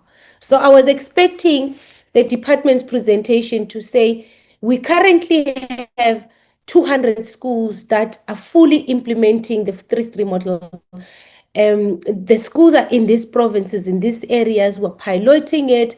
These are the challenges that we have actually seen or established now, and because we can't speak about the three-stream model forever. You can't speak about it as a concept forever. So we want to know, because we currently want to understand where are you implementing it exactly. The second part of the question is what Honorable Law raises, which I agree with Honorable Law's sentiments. Honorable Law, actually we did receive one of the indications that were made by the report we received, the ELRC report, was that about 70% of our schools don't have laboratories. So we know by now that 70% of our schools don't have laboratories. We know that about 70% of our schools, even technical schools that we've visited, have inadequate workshops. One of the schools we went to, the workshop was so small, the number of learners were so many. In fact, the teacher was saying, I don't even know how to bring learners to this class because this is a workshop and there's a class of about 60 learners and it caters for only 15. So how do you, in your planning, how do you incorporate the state of schooling infrastructure and the three-stream model, especially as it relates to vocational and occupational studies? The second one is what Honorable Jordan raised, which I agree with, because I want to hear this evidence base. I also want to get a sense of this evidence of learners dropping out because the only stream offered in a school is an academic stream. Because it creates an impression that you are saying vocational stream is actually easier, it's simpler than the academic stream, and the occupational stream is actually simpler. And I worry about that thinking, because I worry about it because one of the engagements we've had with the Department of Higher Education is the pass rate at TVET colleges. Because we are having a serious challenge of maths upstream. If a learner is going to take up a vocational stream and they're going to do, let's say, mechanical engineering, they require pure maths. It's a challenge. They require technology, they require physical science. It's a challenge. So I don't want us, and I don't want us to create an impression, even with parents, even with ourselves, that no, the three-stream model is made to kind of, because academic stream is difficult, so we are bringing now easier streams, because there's no such. It's just diversifying. So also, I want you to link it to this issue of how will it reduce dropout rate as well. I also want to hear or understand that logic as well. Now, you see, and now this is directed to the Department of Higher Education. When you introduce the TVET colleges and you introduced the NCV programs and the NATED, and you said you wanted to phase out the NATED programs, the buzzword about it was that it is going to create jobs. It's going to bridge the skills gap. That's why we're introducing the NCV programs. They're going to bridge. It's a superior program. It's going to bridge the skills gap because it has a theory component and it has a practical component. So, okay, what is your assessment? What is the evaluation assessment? What are you saying? Has it failed? Is it not working out? Is it because I when I started, I said there is this thing that there is the reason why we are in this crisis in terms of high unemployment rate. It's skills mismatch. So I want to hear and I want to hear from higher education. Has the model failed?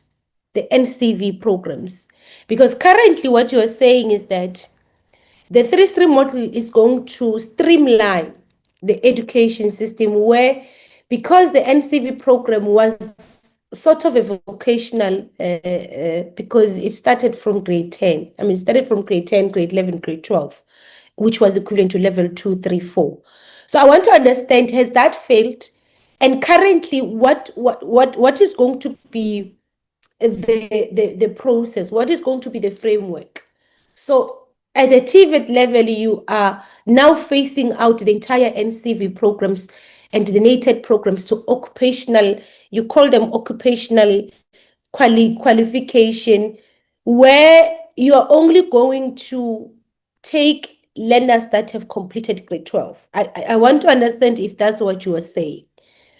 And I want to understand in terms of the assessment, evaluation that you have done, the evaluation that you've conducted on the NCV programs. What were the gaps? Where are those learners? And where should they go? So what becomes the value of the qualifications that they've gotten in that system? Because it's a lot of them, it's many of them. Now, the issue of the sitters as well, as you're saying, that not even sitters are assisting in terms of the transition.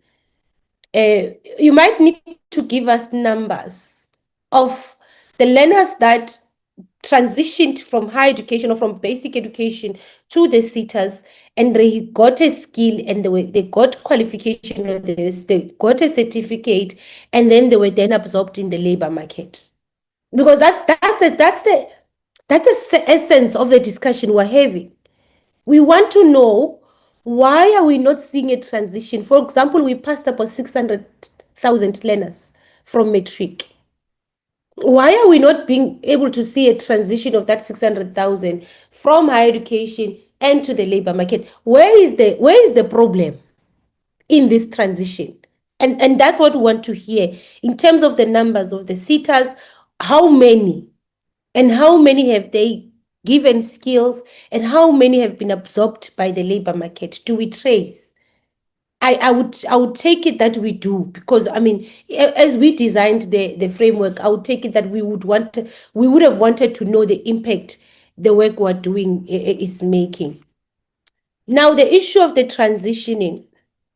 So I want to hear this. Of the 600,000 learners that have passed matric in the past year, how many of them have transitioned to the higher education sector? Be it higher education, perhaps you can assist, be it your public universities and public TVET colleges and private universities and private TVET colleges. How many of them can you account for? How many of the 600,000 can we account for currently as we sit as government? Now, where are they? So break it down. How many are in the TVET colleges? How many in universities? How many in the SETAs? Because then this presentation you're making on paper will make sense if we are able to say, okay, of the 600,000 that passed, 200,000 are universities and at least 300,000 are in TVETs. It means we need to work hard on the vocational stream, because that's where majority of the learners gravitate towards. And the sitters as well, we need to enhance. So we need to hear that. We need to get a sense of that. The phase 6 of the teacher's assistants, when are you planning to implement the phase 6 of the teacher's assistants? You are telling us about the planning, the costing. Do you have the budget? When are you starting to implement it exactly? And so that it is not just planning forever. Because the phase 6 was actually when you came to present to us about the teacher's assistant, you presented all the phases. So where we are seated, we thought you had planned out all the phases. Where you are now, you should be implementing. So exactly where are we? Where are we in terms of the implementation of this teacher's assistants? I want to hear from Department of Labor. Do we have a skills mismatch? Is our problem a problem of skills mismatch? And tell us, so which skills are there are many. Which skills are oversupply, and which skills are in demand that the supply is limited? Tell us, because we have been getting, when we were studying, when we were in matric, we were told the same story. There is skills mismatch. you need to take up the technical studies. We took up technical studies, and many of those learners are unemployed. Many of those learners are unemployed. Learners that qualified as artisans, they're unemployed. So exactly which skill is the market, which skills are required by the market, which we don't have, which we are not producing? Higher education, do you fund trade testing? Is it part of the NSFAS package? Because if you are saying you want to enhance this transitioning, especially in the vocational stream, and you don't fund trade testing, so learners we must fund their we must fund their N3 to N6, but we can't fund their trade testing assessment. I want to understand that part. And I think I will leave it here. And maybe we can do follow-ups if there is a need to do follow-ups. I'll leave it here, colleagues. I don't know who's going to start with the responses. Let's start with basic education, and then the other departments will come in with questions that are addressed to them. Actually, there was one learners with disabilities. So basic education is able to account for the number of learners with disabilities that are in the system. How many of the 70,000 learners that were in basic education in 2025, how many of them have transitioned to higher education? So what I'm asking higher education is that, can you account for the number of learners, students with disabilities that are in your sector? Can you break it down? Because our complaint or our concern is that when we go to these special needs schools, the principals and the parents are saying to us, yes, our children are here, but they are not going to go anywhere after they complete, because they must exit this phase when they are 18 years old. After that, they go home and they are doomed to sit home. So how many of them transition? How many of them have transitioned to higher education? Because at least basic education can give us numbers. Higher education, can you give us numbers? And Department of Labor, how many of those have transitioned to the labor market? Can you give us numbers as well of how many you have, so that we have a picture and we're able to give these parents hope that actually there is that inclusive education, there is that spaces in higher education and also in the labor market. That was the last one. Basic education, Dr. Whitlow, responses? Thank you very much, Chair. I'll try and direct colleagues quickly through some of the responses. Maybe we start with Mr. Pareachi and Ms. Maje on the PYEI. Pareachi. Thank you, Chair. Honorable Chair, honorable members, I'm going to respond and my colleague Ms. Maje will come in. I think we have reported on the different phases, in particular phases 1 to 4 to the Portfolio Committee in the past. When the program had started out, it started in 2020, just in the midst post of COVID. And the goal of the program, it was part of the presidential employment stimulus, which also involves 12 other departments as well. So the goal was to deal with poverty alleviation. And as we moved into the next phases, we then added elements that are related to education and basic education in particular, in supporting us in our priorities at school in terms of teaching and learning. In addition, there is a component dealing with the general assistance, which we're looking at maintenance and infrastructure at school level. And we also introduced what we call the ECD, which was looking at issues of e-administration at school level. So I think the question Honorable Jadana asked about making it permanent has been asked previously, but from the outset, the program was not funded in the normal manner from the fiscus.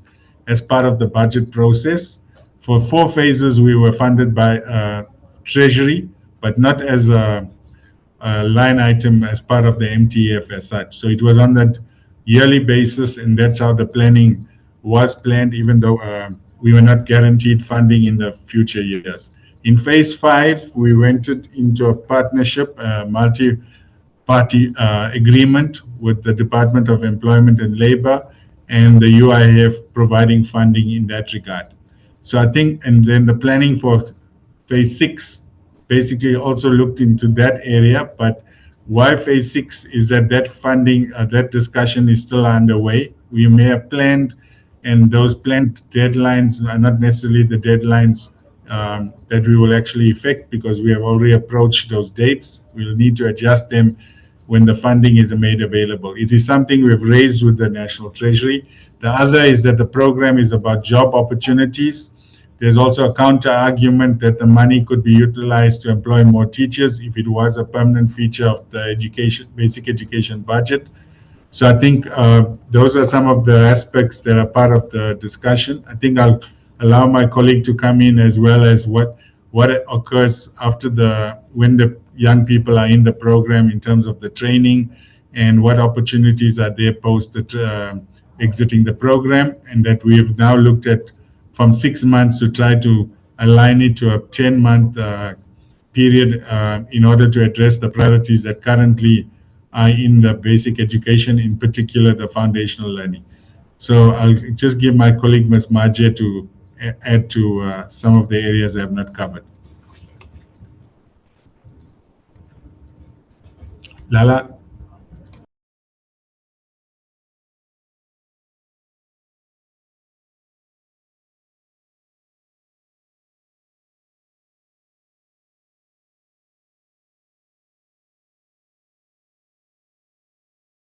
Who is responding now?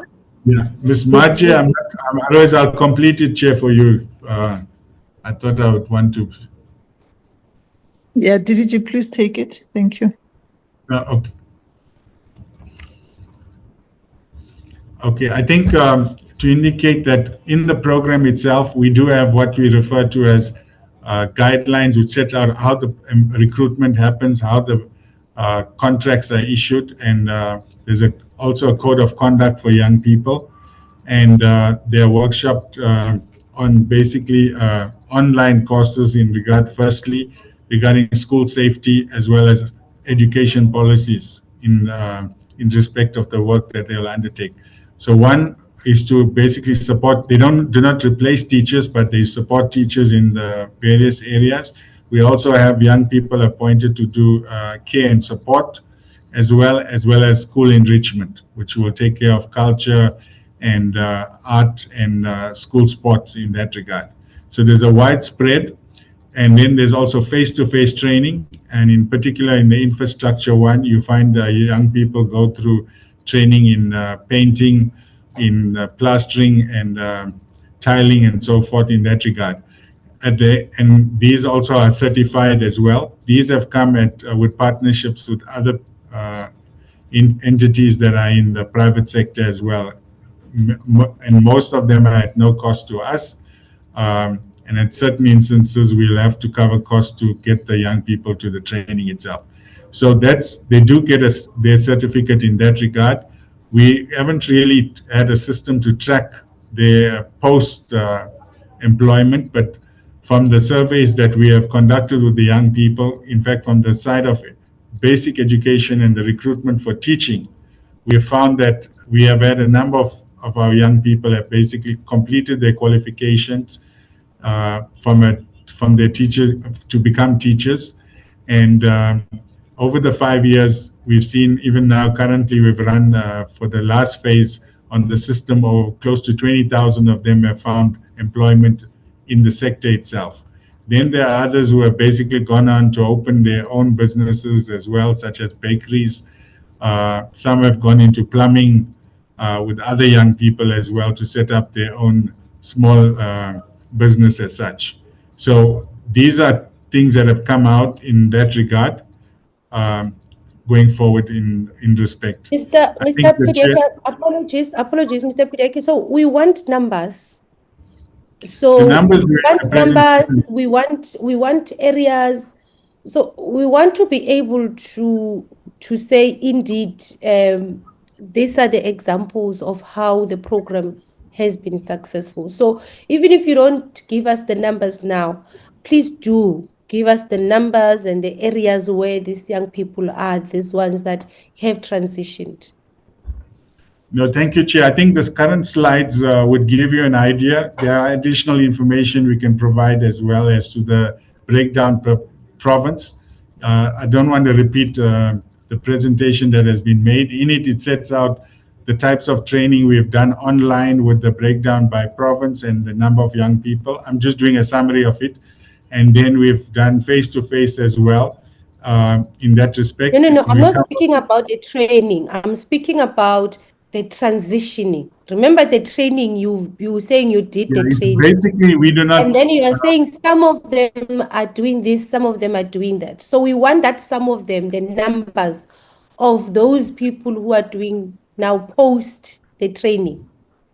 Yeah, we will share that, Chair, because and we'll provide it. We want to indicate that that's not our core function in that regard, but we'll share it with to indicate that comes from our surveys from the young people in that regard. So that's not a problem, but it will not account for every young person.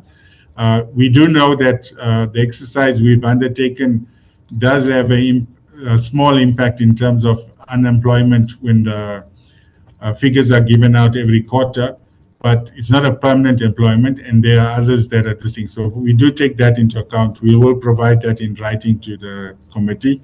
I think on the side of the chair, yes, we do have dates, but the short answer to your question is that the funding is not guaranteed.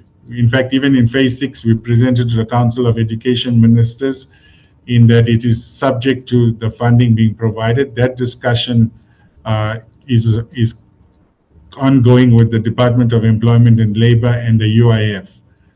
There's no funding as such from the National Treasury for this phase that was indicated to us before the budget was announced. I'll stop there, Chair. And we will provide other information. We'll probably also be able to make a presentation on the entire program to the committee at an appropriate time. Thank you very much, Mr. Pareachi. Dr. Kotze, can you deal with the issues related to ECD? There were quite a few of them. Thank you, Dr. Whittle, and good morning, honourable members. Yes, I think on the questions of early childhood development, I want to start with a question on the model, because I think that would lead into the rest of the conversation. I think that as Honourable Maimela mentioned, that is the heart of this. Is our vision is that we want all children in South Africa to access quality early childhood development as quickly as possible. We don't want to waste time, because we know each year there's another 1 million children entering our system, and we want to get them into access as rapidly as possible, and we want to make sure that access is of a quality that will enable us to improve childhood outcomes. And we are tracking that through the Thrive by 5 index to ensure that we don't just do interventions for the sake of interventions, but we develop a whole systemic approach to ensuring that all children have access to quality ECD programs. So if that is the case, I think what we mentioned and based on our data, we developed the 2030 strategy for early childhood development in 2022-2023, where we explicitly say that we are following a mixed modality model. If we want to rapidly expand access to quality early childhood development, we need to leverage the assets that we currently have in our country, and that are the 42,420 micro enterprises that's currently providing services to children on a daily basis. And the Thrive by 5 index is showing us that many of these run by women from their homes are delivering us with high quality that are enabled children to be developmentally on track. What the 2024 index indicated is that qualifications isn't the sufficient condition to get quality, but teaching strategies is the sufficient condition.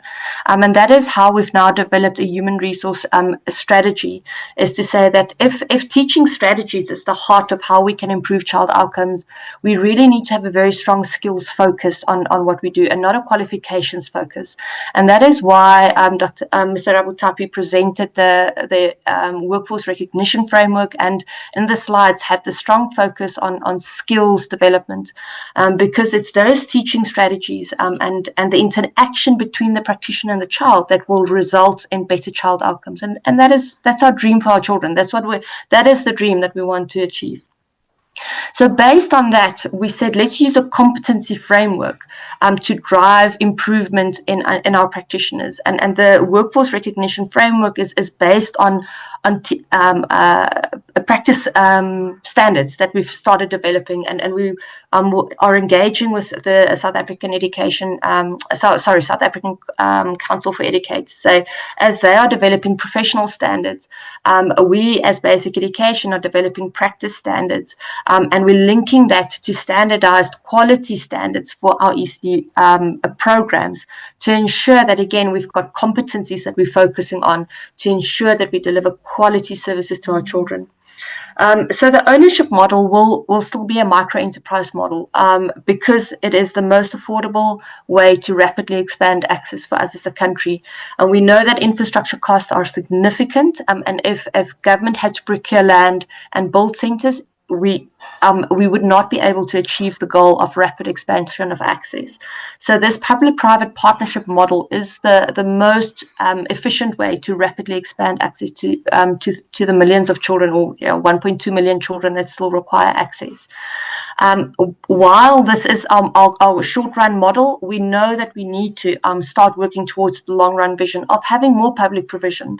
But we know that is currently unaffordable for us as a country, and it will be slower to reach universal access through that model. That being said, in our strategies, we say we need to have a mixed modality way of looking at it, and use population-based planning to understand which are the most vulnerable areas where we most rapidly need to expand access, and see in those areas what is contextually relevant. If there are structures that can be reutilized, public structures, we need to do that. If there are homes we can utilize, we need to do that. And I think that comes to the question of qualifications, and how do we improve qualifications? Because I think we need to bear in mind the tension that we face in the early childhood development sector, where our ultimate goal is universal access to quality ECD. That means we need to create access for another 1.2 million children over the next 5 years. It will mean that we require another 200,000 ECD practitioners. So the moment we set our levels of qualification as a barrier to entry, we're never going to reach those numbers, and for that reason we say let's use this recognition framework so that we've got a pathway in for new practitioners, and that we then have a pathway for our existing practitioners to, based on their competencies, they can move up this professional pathway. But that is where the challenge of linking that to remuneration comes in. Is again, these are micro enterprises, and we need to understand the microeconomics under which they operate. If we set regulations in place that are too high for them to achieve, we risk closing them down, and that will work against our objective of universal access to quality ECD. And that is why we said understanding the contextual realities of these ECD practitioners are critically important. And I'm really encouraged by Honourable Maimela and Honourable Jordan acknowledging that the women who are currently caring for the children in our country are often women that run their own micro enterprises. They work from 6 in the morning, 6 in the evenings. They truly care and love these children. But they do not have the financial means for upgrading their qualifications, and they don't have the time, because if they're not at work, they're not earning their income, and who's looking after the children? So those are the parameters that we have to work with, as we do not have the the leeway that we have in the basic education sector because of the microeconomics of these ECD programs. And within this, we need to find solutions and very creative solutions on how do we upskill our practitioners to give them the competencies that they need. But linking that to qualifications could be a very expensive model, and the risk is it could not translate into the teaching strategies that we need. But what we do know is that there's many NGOs that's currently delivering really impressive programs in supporting practitioners through coaching, through mentoring, and various other means that are leading to the teaching strategies. And there's a lot that we're currently learning in terms of micro units and small learning programs that can truly change the practices of our practitioners. And that is what the Human Resource Development Task Team set out to do. In 2023, the Director General established an interdepartmental Human Resource Development Task Team with the Department of Higher Education, QCTO, SAQA SACE, CHE, all the organizations have been part of that task team, including our provinces and our provincial ECD directors. And the task team concluded its work in March, and that human resource development plan is now moving through the structures of approval. It will be handed over to the accounting officer in the coming months, and at that point we can also then bring it to the provincial the portfolio committee. That plan has been costed, and we've done rigorous modeling in terms of the numbers that we need. So that we are working on that. It is being costed, and we're busy just finalizing our conversations with National Treasury on just what's the feasibility of implementing this plan and what are the different models that we have open to us to implement this plan. But I think where that leads us to is this question on remuneration, because yes, we want to have well-equipped and well-supported practitioners that have job security, while understanding that if we set regulations in place that's unaffordable for these micro enterprises, we risk closing them down and losing many jobs. So we have to be very careful and understanding the contextual realities in which we do bring in additional requirements. And that's why we are also, as a department, working on what we call the quality assurance and support system that links to this profession, this workforce recognition pathway. Is to say, how do we, as the Department of Basic Education, set very clear quality standards of what do we mean by a quality ECD program, and we have a progressive pathway for practitioners and for programs to move up on their quality ratings. We've developed a tool with some standards. We piloting that tool through the Education Outcomes Fund. To see how do you not only have a tool that assesses, but a tool that can incentivize and support in quality improvement as a behavior change mechanism. And that is being tested this year, next year, and based on that, we will be developing and rolling out a national quality assurance and support system. So the framework we presented today is forward-looking. It's a framework we've just developed. We haven't started implementation. For us, the next steps is to set up a human resource commission with representation from all the organizations that will need to be part of this reform of training in the ECD space, where QCTO will be one of our key partners, given the very strong skills focus that we will have in ECD practitioner training.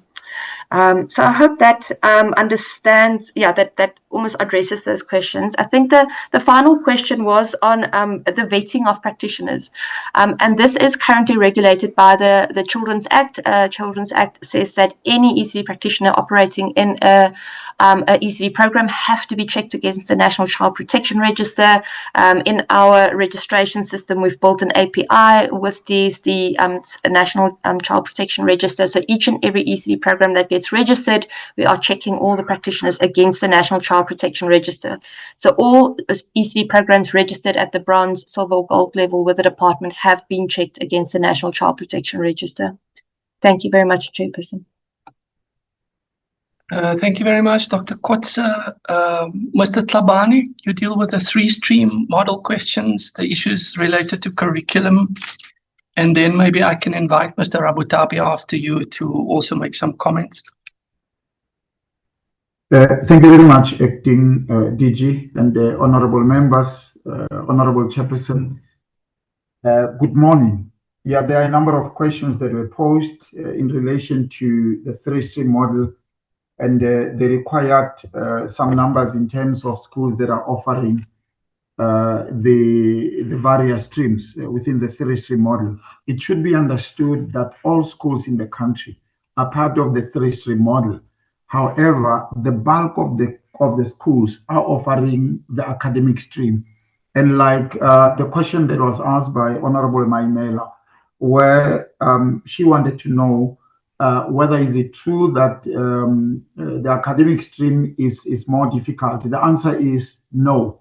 All the streams are of equal status and they demonstrate equal difficulty. It depends on the inclination of the learners. A child who is strong vocationally, if you place them in an academic stream, they will struggle. And this is what might lead to some of the learners leaving because they are frustrated by being subjected to a curriculum that is heavy on theory or almost completely theoretical, when they would prefer to use their hands. They would prefer to do plumbing, bricklaying, welding, and all those skill-based programs. If you place this child in a vocational or occupational stream where they are strong, they're most likely to do very well. The same can be said with a child who is strong academically. If you place them in an occupational environment or vocational environment, they might be frustrated because that is not where their strengths lie. So yes, the dropout rate might be linked to wrong placement of learners, and three-stream model seeks to correct this to ensure that learners are supported to pursue a stream where they are strong, where they can do very well, and where they can be supported to access economic participation. There were also questions that were asked around the issue of functional workshops, and I can report that we have schools, about 119 schools that have workshops that are functional, that offer electrical technology. That's just an example. I could go through all the specializations, but we will put this in writing to portfolio committee because it is going to take a lot of time. I was just making an example with workshops in electrical technology. Yes, there are schools that do not have functional laboratories. They do have machinery, but the machinery, because this machinery needs to be maintained and parts needs to be replaced. When the machines break down, the schools would not have sufficient budget to address these breakdowns because the budgets that are available would not be able to address this. How are we addressing this issue? Through a program that we call the Education Accelerator Program. Honorable members, Minister will be launching this program next week in Cape Town, where we are mobilizing industry to partner with us so that they can adopt some of the schools and assist us in terms of resourcing them. This has worked. We partnered with Ford previously, who provided and donated 540 engines to our technical schools for them to be able to offer automotive subjects. So we are mobilizing industry to partner with us because implementation, particularly of the vocational and the occupational stream, is extremely costly. Building the workshops is very costly. Maintaining them is very costly. But cost is not what will take us backwards, not to support the gifting of our learners. So we are looking at other mechanisms to ensure that we support our learners. Currently, the funding of the three-stream model comes from appropriation budgets. It also comes from earmarked grants. We partner with industry. We work with donor funding, as I indicated. And other members, honorable members, refer to the role that SETAs should play. We have worked with Mayor SETA, who assisted us to support the resourcing of some of our technical schools. So we do have all this information. It is extremely costly. If I could just give an indicative figure of how much because there was a question of, do you have a plan for implementing the 3-stream model? Have you costed it? Do you know how much it will cost us to fully implement the 3-stream model?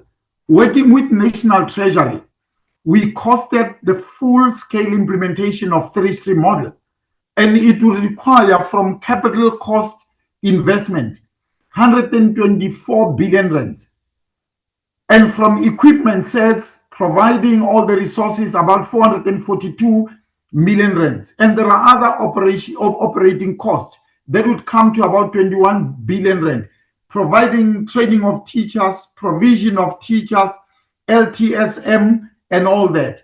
So if we had to implement it all at a go, unfortunately, government doesn't have these type of budgets. So what CM directed is that we need to adopt a phased-in approach where we've got a number of schools that we focus on and we resource them and we grow the number of learners who are offering both the occupational as well as the vocational subjects.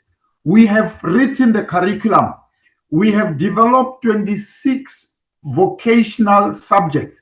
We have also developed 13 occupational subjects. This is the curriculum that would enable learners that they study these subjects. We are at the point where we are finalizing the qualification with QCTO as well as Umaluzi, so that particularly learners who come out of schools of skills would be certificated once they exit grade 9 to recognize their educational journey.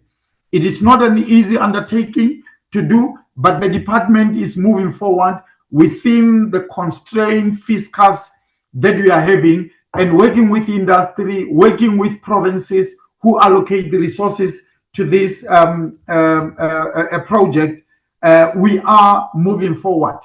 It is not easy, it is difficult. However, we are implementing. Let me stop there, DDG.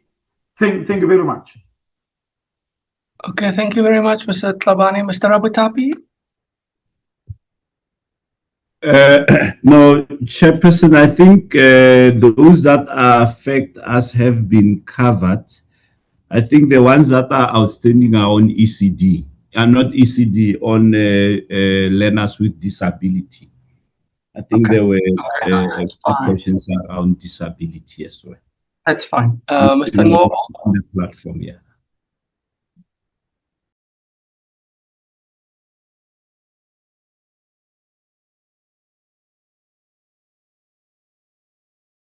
Mr. Ngobo?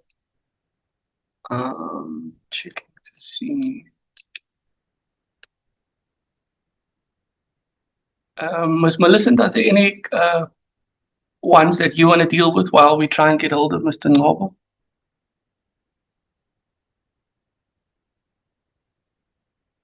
No? Okay, I am trying to get hold of Mr. Ngobo, Honorable, and I will be back with you in a few minutes. Are there some of the issues you could respond to in the meantime? Chair, good afternoon, Honorable Chair. With regards to learners with disability, in terms of the numbers that we do have 451 special schools that are within the country. And within that, we've got 126,000 learners. But we do have a lot of the schools, a few of the schools that only go up to grade 12 or doing the technical occupational curriculum or the stream. And what Mr. Tlabane had actually just alluded to is basically getting that qualification that they can transition and further on basically when they leave the special schools.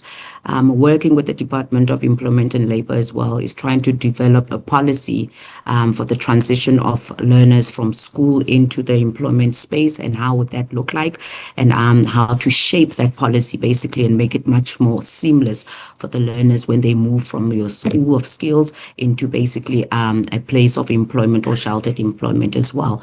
Those are the things that we're basically working on. We have a student that has already done a PhD and developed a framework for that transition, and that is something that we're going to be looking into that student's framework to see how we can use that to help shape that seamless transition from school into a place of employment and labor as well. well. There's been a lot of advocacy around the area with regards to registering the learners that exit on your Year 4 program to be able to either continue within a shelter of employment or basically in a TVET college as well.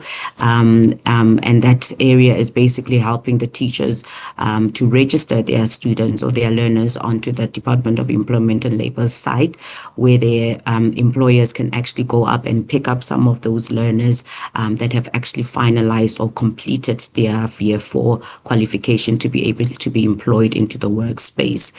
Also working with a lot of seaters companies as well to help with the what we call work skills or work basically while in school, basically to be able to get some experience while they're still in school, to be able to get some experience while they're working in a sheltered employment or sheltered company basically for a few hours or so to get that skill, so that when they are basically completed, some of these seater companies actually employ those learners that are basically top achievers, and that helps us to basically make it much easier for the transition as well. But it is a lot of advocacy that is still required, and the certification that is required, and getting on board companies that are willing to basically look into employing learners with disabilities that are not very fast, like domain disabilities, like you're blind, you're deaf, learners with the neurological conditions, and learners with physical disabilities as well. So we are looking into those. A lot of companies go for the much easier disabilities that they find it easy to cope with, but there's advocacy that's required around the other type of disabilities to make the employment for those learners when they exit much more higher.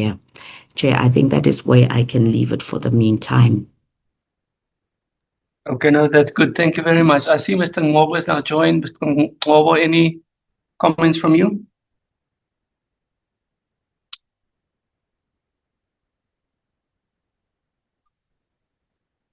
So he must be struggling to unmute a chairperson. There are some questions about from Honorable Jordan around a specific school in Limpopo, and that's something unless Mr. Ngobo has the answers to that particular question, that we can come back to the honourable member on.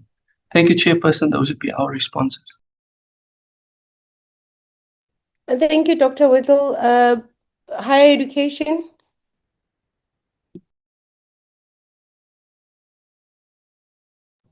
Thank you very much, Honourable Chair. We appreciate the opportunity to engage on the matters raised by the honourable members of the Portfolio Committee. I'm going to first start with Mr. Vele. If Mr. Vele can respond to all the questions that are pertaining to the TVET colleges, including qualifications, matters that have been raised, including issues that have been raised around QCTO, if Mr. Vele can assist in relation to responding to those. And then my apologies, Dr. Maputa will then respond to all the questions that are related to universities. They'll follow in that order. Thank you, Honourable Chair. Thank you, Ms. Puchane, and thank you, Chair. I just showed my camera slightly. The camera of the gadget that I'm using is not very completely functional, so I'm going to close it and then deal with the questions that relates to TVET. I think the first question was about has the NCV failed? I think that was a direct question. Now, the NCV program was brought into the system, let's say around 2007, and it was supposed to capture those learners who I think some of the characteristics were touched on by Mr. Thabane. Learners who are more inclined into pursuing vocational or occupational learning after grade 9. And these were then captured through the NCV so that they can then have a dual purpose qualification that allows them to pursue a vocational career or also have an opportunity to articulate into a higher education institution like a UOT in the same vocation. But what we have found out from reviews that we conduct is that this qualification has not been attracting those learners. Majority of learners who are enrolling on NCV are actually learners who have completed grade 12, learners who have the National Senior Certificate, which is an equivalent qualification to the exit level of the NCV. So it's like learners who have completed grade 12 and going back to do a qualification that makes them start at grade 10 to 12 again. And we are talking about over 80% of these learners. So the group that is targeted or that was envisaged to be going into the NCV currently comprises only about 50 or 16% of the enrollments in that qualification. So it means that this 15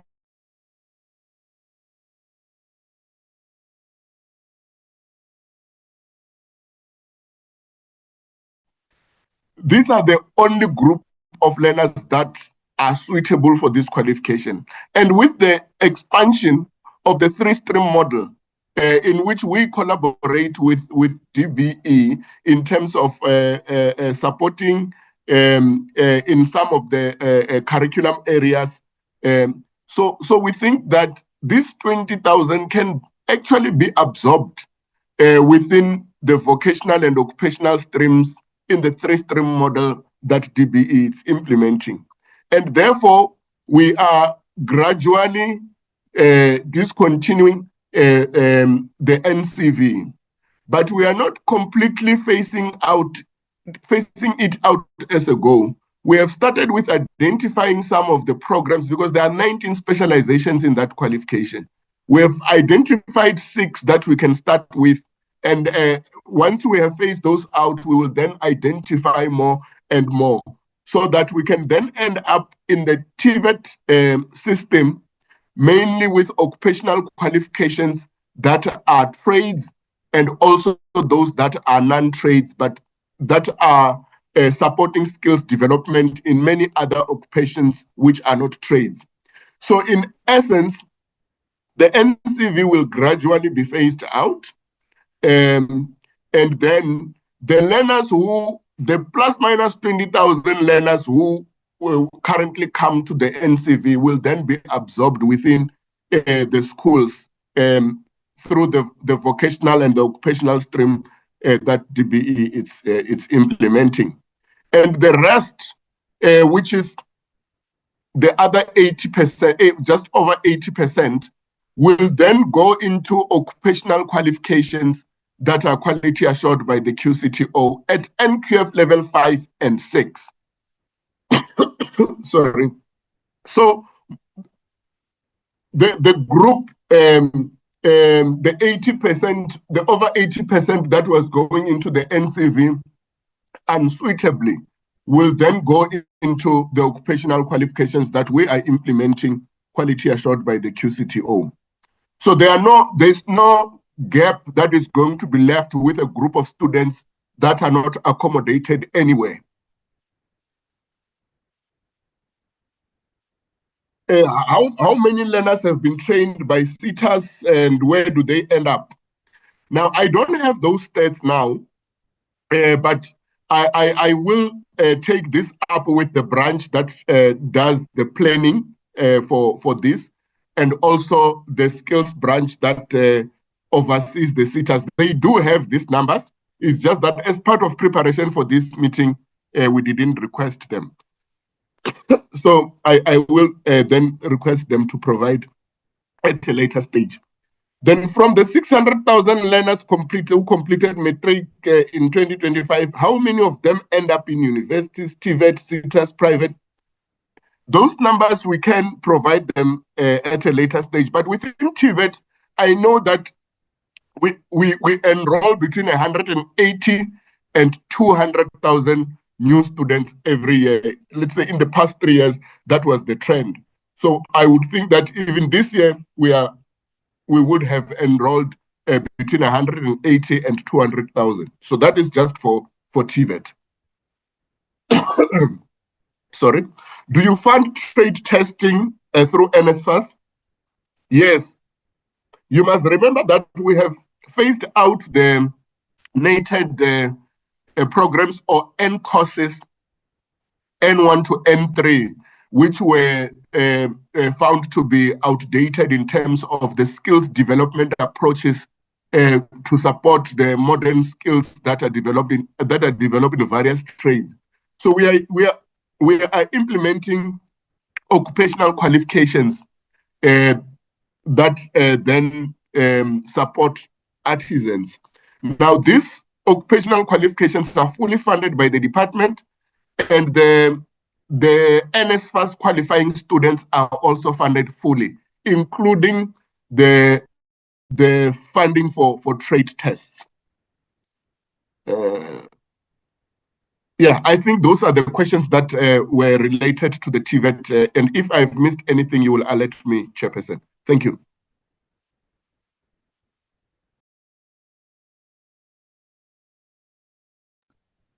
Thank you very much, Mr. Vele. University branch, please. Thank you so much, Chairperson.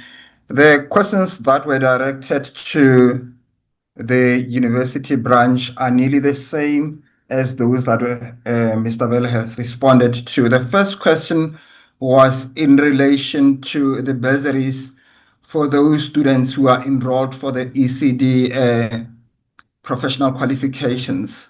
So the question was also directed in terms of NSFAS. So let me indicate that NSFAS funds all undergraduate programs, and we think that the universities where students are enrolled are able to fund the students for those programs. And the second question was in terms of how many students with special abilities are at universities. So this is not a core function in our unit, but we hope the research directorate is the one that can be able to assist us with the number of students with special abilities that are at universities. We will look into that particular request, and then we will provide it in the next meeting. Thank you. Thank you very much. Just one last responses to the questions, Honorable Chair. Just a few minutes. I promise we won't take long. We do have Ms. Mashobo Mwana, who deals with matters of social inclusion. So if you could touch on some of the questions that were raised, particularly in relation to access of students into higher education, the students with disabilities. And let me also indicate where numbers have been requested and the colleagues have not been able to provide the numbers in this meeting, that those numbers will be provided in a form of a written response. Ms. Mashobomana, if you can come in, please, in relation to all the matters raised for students with disabilities. Good day, honorable members. Thank you, DDG Fuchane. In relation to students with disabilities, the enrollment for 2025 was 2,969 with the SNE budget of 159.4 million allocated for all the TVET colleges nationwide. And the projections for 2026, which have not yet been verified, obviously, because this is what institutions projected for 2026, is 4,733 with a budget of 212.1 million allocated for special needs education. Thank you, Chair. Thank you very much, Honorable Chairperson and Honorable Members. That covers the questions relating to the Department of Higher Education and Training. Okay, so only 4,000 learners that higher education can account for.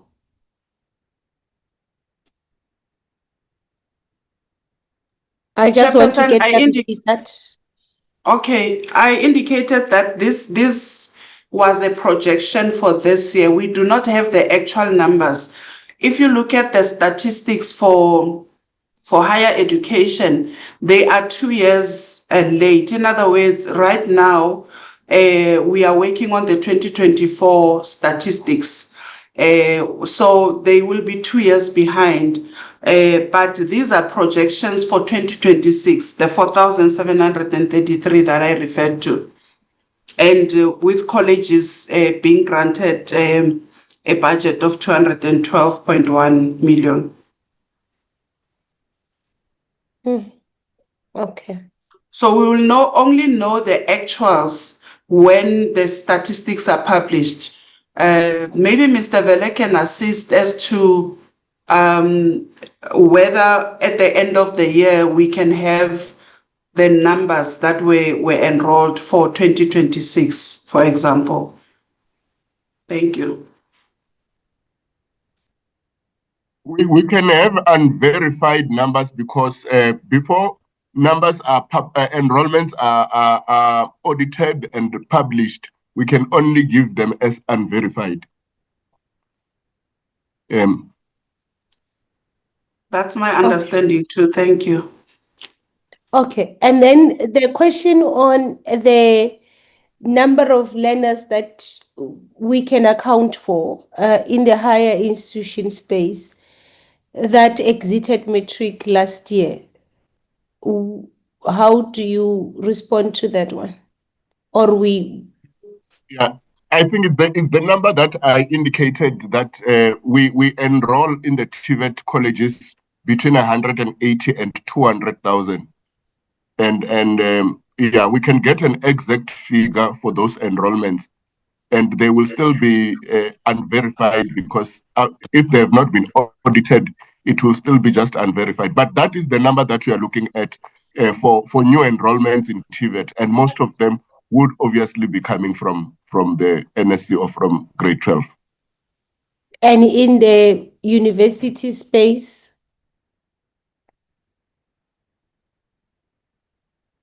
Dr. Maputa, do you have the figures for students enrolled in 2026, first time entry? We don't have such a report in our case. I'm not sure if the Research Planning Directorate will have such. Honorable Chair, I am aware that there was a report from universities in terms of new spaces that would have been available for the current academic year. If allowed, we would ask for time to consult with the relevant colleagues, enrollment. Unfortunately, they are not in this meeting. Dr. Maputa is responsible for teacher education in the university branch. I myself don't have those numbers, but I can be able to request them. Thank you, Honorable. Okay, so that will be part of the written responses. Okay. Department of Labor.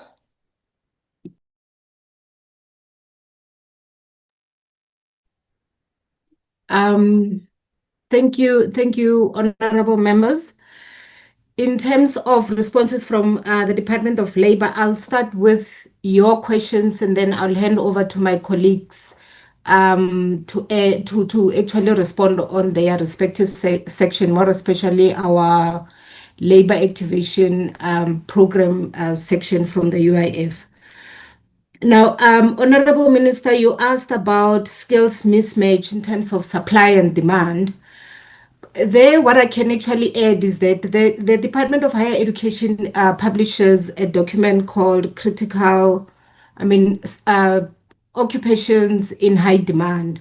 And then in that document, then the skills mismatch in terms of supply and demand is identified in order for both ourselves, because we participate in the drafting of that document, in terms of labor, to be able to see which occupations are in high demand, more especially looking at those that are looking at coming into the country to seek employment, so that we don't issue permits to people that are not relevant if it's done legally or correctly. So I think Department of Higher Education and Training can actually supply members with that document It's drafted, if I'm not mistaken, every 3 years. And then different SETAs also do theirs on an annual basis, which they call scarce and critical skills list, in terms of what they're identifying from employers on the needs of the employers and what is it that is in demand in terms of training and placement. And in terms of a number of people with disabilities that are coming into our system and exiting from institutions, what we deal with the most is learners that are coming from special schools. And Taten Kadimeng will come in after me in terms of giving you a picture from our SEE, because they deal a lot with learners from special schools. What we have also is a program that we call Subsidy Scheme for People with Disabilities on assisting people with severe neurological and mental disability belonging in those workshops. We fund about 1,150 people with disabilities in 21 protected workshops across the country. This project, it takes over a period of 3 years, and after 3 years we review, and we then start with another phase. We are now on phase 3 of this program. So if we're looking at the total number, we've actually passed the 2,000 number of people that we are funding in this project. And then within the ESSA system in the department, we have just over 1,000 people with disabilities that are registered on our ESSA system. And out of those, just below 1% have been placed. And we have, all of them have actually gone through what we call employment counseling, where we have registered psychologists that do the counseling of the unemployed people in terms of how to handle themselves during interviews, how to write their CVs, and then they then request feedback from the employers that they are sent to. So all the people that have been registered have actually received employment counseling. Now, in terms of the skills, going back to the issue of skills mismatch, currently we have the majority of opportunities that we've received as the department is 40% from agriculture, and then we have more as well on 22% on safety and security, and just below 15% on construction. Now, Taten Kadimeng can then add, and when he's done, our Mpumi will come in and give responses on the issue of the teacher assistant program. Thank you, Chairperson. And Taten Kadimeng, you can come in. Yeah, no, thanks, and good afternoon once more. From our side, we are an entity under the Department of Labor Supported Employment Enterprise, and we employ persons with disabilities from to our factories. We have 13 factories across the land in all provinces except for Mpumalanga. And plans are unfolding to establish one in Mpumalanga. So what we do with regard to persons with disabilities, we recruit them from the special schools.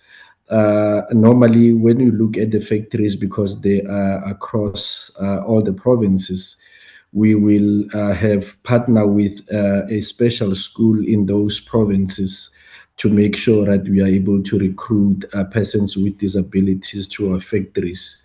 So as at end of March, we had a total of 995 persons with disabilities employed in our factories.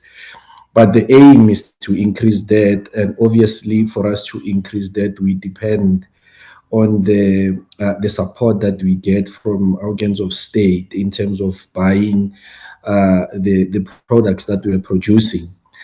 because we produce a school furniture, we produce office furniture, hospital linen. So most of our clients, Department of Education, in terms of the school furniture, the desks and tables, and the Department of Health, especially the Western Cape Department, where they're buying linen. So that's how we are able to recruit. The more we get the business out of the organs of state, the more we are able to recruit more persons with disabilities into this factory. Our capacity, we are looking at recruiting around 3,000. But the number right now, as I said, is 995 because we haven't been having enough orders to sustain the 13 factories and recruiting more people. Thanks.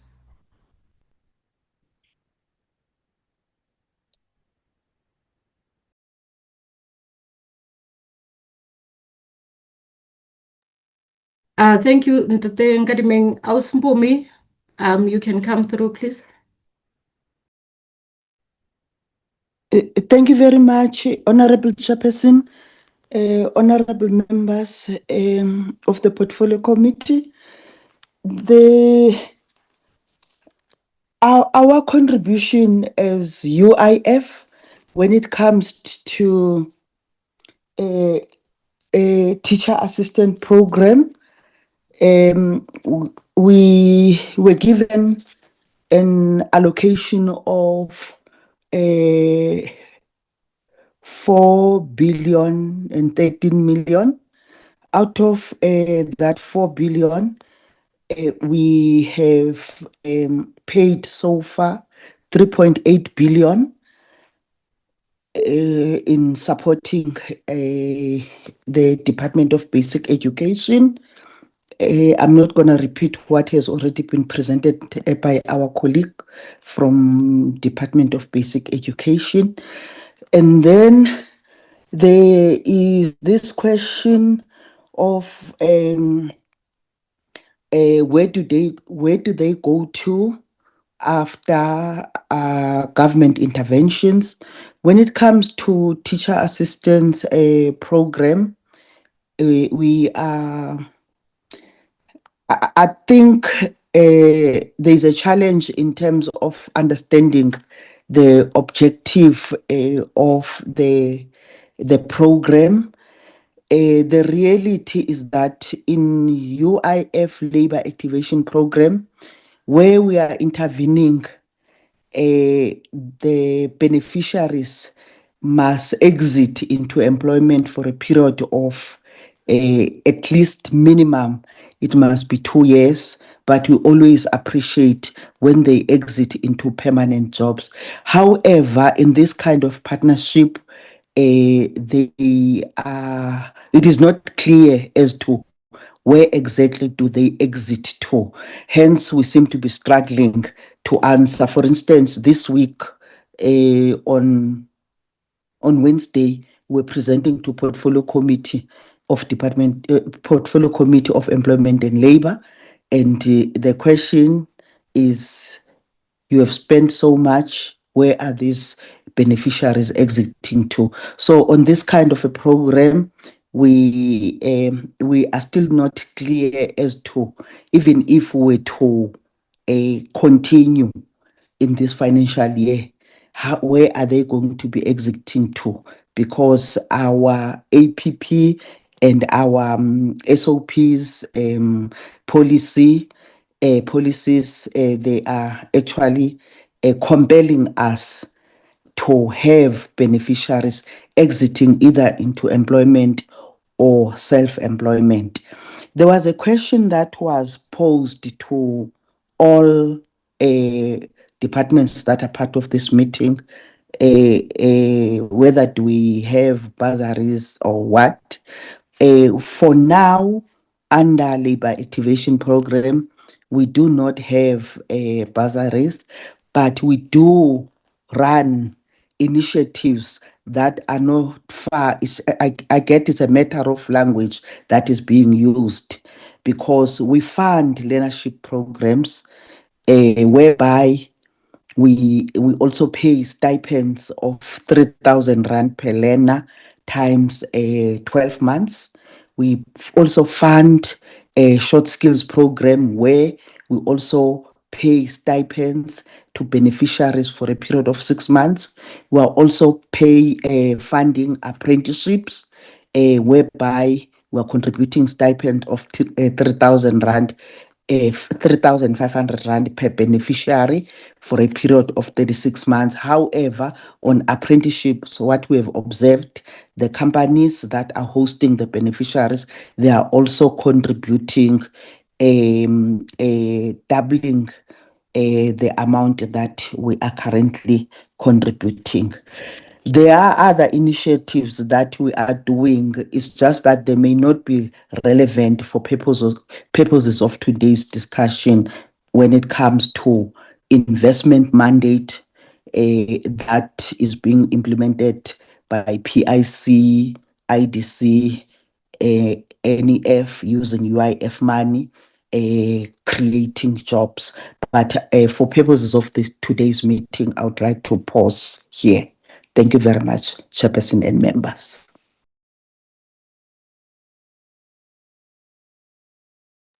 Thank you, Chairperson. That's it from Employment and Labour.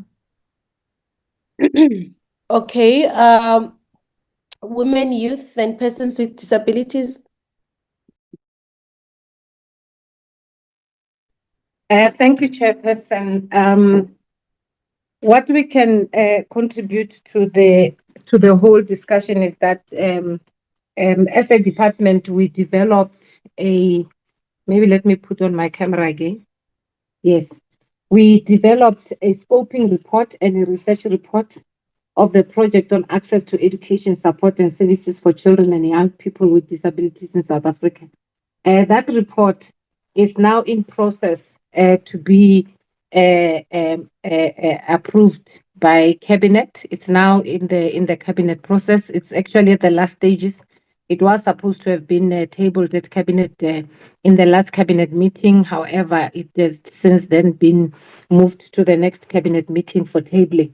And it is upon that particular research report that would have concluded through the processes of government that we will then submit the report and share it with our portfolio committee and the portfolio committees that are here, because that would give quite a good indication of where we are in terms of persons with children with disabilities in our special schools in South Africa, and also what kind of education support and services for young persons with disabilities is available, and where are the shortfalls and where are the challenges. So the recommendations, these two reports have got recommendations in them. And also one of the key recommendations is around conducting a review of the Education White Paper 6, which is long overdue, on inclusive education, which is in the Department of Basic Education. And also that this particular research report recommendations are also emphasizing the need for an acceleration in response to develop a single inclusive education system to ensure children with disabilities receive an equitable quality education supported by reasonable accommodations and a multidisciplinary service delivery model.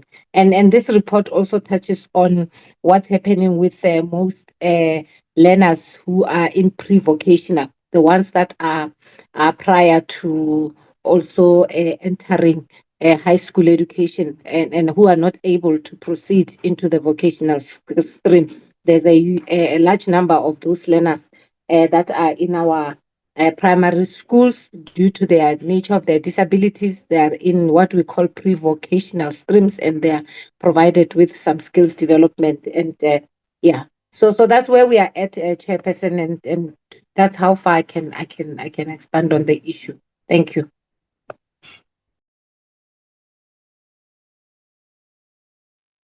Okay, that was the last department, members. Any follow-up? For me, a takeaway with the departments is, well, there is written responses that we still need to receive. However, I do believe, and this is what we've been saying as a portfolio committee on the ECD, what you call an ECD strategy, that we might need to engage on it even further for us to find each other on exactly how are you enabling this access, and how are you ensuring that there is quality provision. So we might need to engage further. I know we've had several engagements on ECD alone, but I do believe we might need to do that as a standalone. But on the issue of transitioning, even with the responses that we've gotten, colleagues, one still is unease on whether there is a seamless framework where the two departments, and of course labor and DWYP, is able to account for the cohort of young people that are in school. Where we are seated, we should be able as government to account for the cohort of young people that are currently in the basic education sector as to how are they going to transition into higher education, and how then to ensure they transition into, okay, I see Honorable Chauke.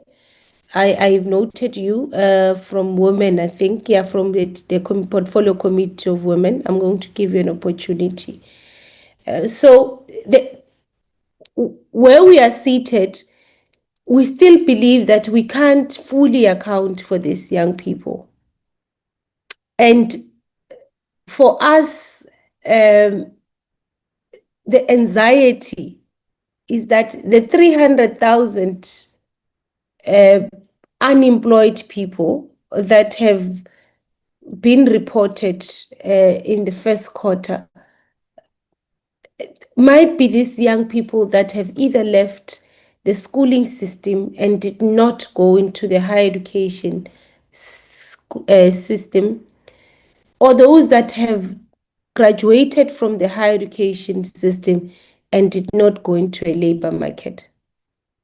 The issue about the higher education being the one that does a research or construct a list of scarce skills and say these are skills that are required by the market. We don't have them in the country. And as a result, that is why many of our young people are employed. We still need to interrogate it. We might have to have a discussion further on it, because where I'm seated, I am worried about us simply saying to these very many frustrated young people for years, for over 20 years, we keep on saying to them, no, we've got a skills mismatch, that's why you're unemployed. Of course, it's one of the contributing factors, and also the economy as well. So I think we might need to really rigorously, because I think we might be creating an excuse. We might be creating an excuse for other factors that might be contributing to this current crisis that we have. So I think those are, for me, are key takeaways on and also the issue about not being able, higher education, not being able to account for the number of learners that, for example, new learners. We are expecting higher education to at least be able to account for the new learners that have entered the sector this year. Those that are in the CETAs, those that are in TVETs, at least there is an account, about 180,000 at least, there's an account, those that are in universities. Because we must be able to say, look, of the investment that we've made in basic education, because we invest in these young people, in their education. And the plan in terms of our framework is that they move. So we must be able to say this number has moved into our system and this is where they are placed. And we're able to also trace those when they leave. The Department of Labor is able to say, well, of all the graduates, this number of graduates have entered the labor market.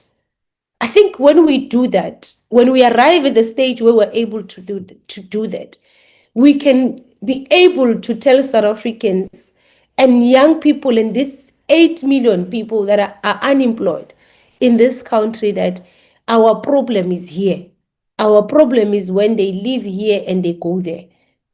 And we don't just continuously throw in the catchphrases that we've all just gotten accustomed to say. You know, the NEET group is the one that is causing the high unemployment rate, no skills mismatch, the economy as well. We really do need to interrogate our own system because we are the feeder, we are the foundation that is supposed to create skills. So it's an indictment on us when we've got 8 million people who are unemployed. It's an indictment, and we are told the market, what we produce is not what the market wants. So we should interrogate this seriously so that we're able to say, in terms of every other aspect of this narrative, we're able to account where are we falling short. So I think that's a takeaway, and I think we would have to have follow-up discussions on it. Honorable Chauke Adonis. If there's any other follow-up members, you can follow up now. I know Honorable Mkize says he has sent follow-up questions, Mr. Brown. If you can share with us after Honorable Chauke Adonis the follow-up questions. Thank you very much, Chairperson, and greetings to yourself and the honorable members and all officials on the platform. Chairperson, in terms of the responses that were received, one becomes very concerned, and I think you had also just spoken to it in terms of the misalignment, in terms of the statistics and data that is collected. Now, one becomes very concerned when the Department of Higher Education speaks of 4,000 learners and a particular budget of 200 and something million allocated, but unable to give us what the accurate statistics are. But this then would speak to sort of a baseline estimation that they have provided, that they would have estimated. And also the fact that the data and statistics are backdated by 2 years.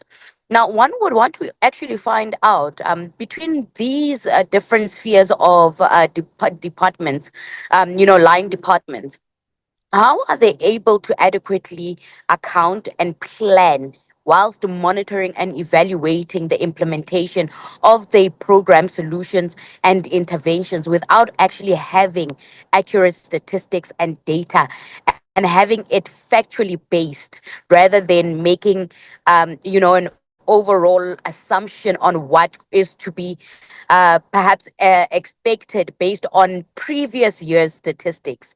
Now, we know that there are those learners who come from basic education or early childhood development centers, institutions that then go into your high schools. From high schools, they then matriculate.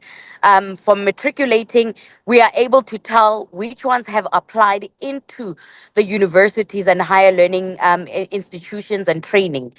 Now, that data, one would have expected that there would be a system that is centralized, that the Department of Higher Education and Training should be able to access the accuracy of how many matric learners have applied and how many have been absorbed throughout the entire country, knowing from government institutions what is the budget allocation, whether it is sufficient enough to cover the needs of those particular learners. Additionally, in terms of NSFAS, now this would also bring us, Chair, I know that NSFAS is not part of this discussion in terms of their representation, but one would then say then there is a clear systematic deficiency that exists in terms of NSFAS not even being able to accurately have statistics and data that guides it on the needs analysis of South Africans who need to enter into the higher education and training institutions, because we don't have factual and clinically tested data that is current, because you cannot use data that is 2 years backdated, and we're going to only be using it in 2027. It does not make sense, because is that data and statistics still contextually relevant? So I think we must find a way in which the departments must be able to have a centralized a platform or dashboard in which data is deposited, it is analyzed, it is interpreted, and they are able to then come up with strategic frameworks for interventions in terms of what is to be then anticipated based on the input of data and statistics that have been put in, because that would be more accurate rather than, a generic overview. Chair, I also am very greatly concerned because we have a high rate of learners with special needs who are outside of the system. Now, I listened to the response from basic education as well, and we also listened to higher education, and also we heard from labor as well. Now this becomes a very great concern in terms of the intention. Is there a deliberate intention to actually start to rectify the current systematic barriers that exist and continue to persist when it comes to the disability community and sector, where you're finding over 6 million, over 600,000 learners with disabilities or children with disabilities who are left out of the educational system? What are we saying? Is there a disconnect from these particular line departments and also other strategic departments, such as your social development, where social workers should be aware of this? We know what is this, chairperson? Sorry. Home Affairs, apologies. Home Affairs has data.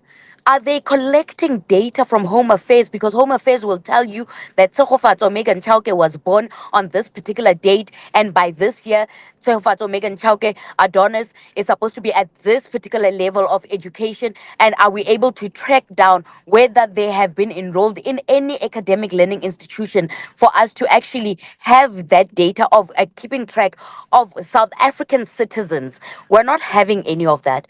So I think they must also just look into that going forward. As part of my follow-up is to find out whether there is some sort of centralized dashboard or system that is currently being utilized to collect data that helps all these line departments to be able to cross-reference data, to share data, input data, and extract based on the inputs that have been received, and through the Department of Women, Youth, and Persons with Disabilities, where it makes it much easier even for them, for these other line departments, to report accurately to this particular Department of Women, Youth, and Persons with Disabilities. Second to last, Chairperson, I think the Department of Women, Youth, and Persons with Disabilities has a critical responsibility and role when it comes to its monitoring and overseeing these departments, especially when it comes to youth, when it comes to persons with disabilities within these spaces and within these sectors.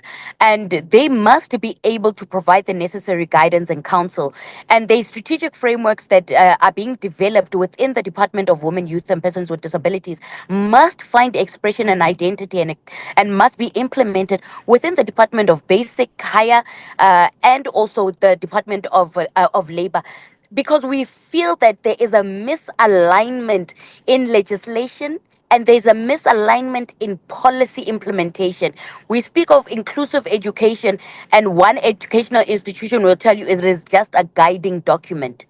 So there seems to be a misalignment. The Department of Labor says equity, but then private sector is able to get away, and also public sector get away with not employing persons with disabilities or meeting these particular quotas. And lastly, in terms of the exit of learners coming from special needs schools, it was mentioned that they are working on it in terms of the certification. But I would want to know how much longer are we going to be working on the certification of those skills that are acquired in special needs schools, and what then happens to those who've already exited the system and have acquired these skills but only have a certification of attendance? Thank you very much, Chairperson, and I do apologize for taking so long.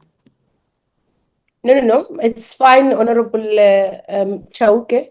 Mr. Brown, have you captured Honorable Mkize's questions, follow-ups? Thank you, Chairperson. They weren't follow-ups as Honorable Mkize has emailed me.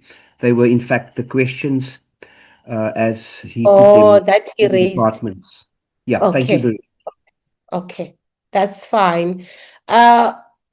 DP, I think I'm going to allow the departments to respond to Honorable Chauke's questions.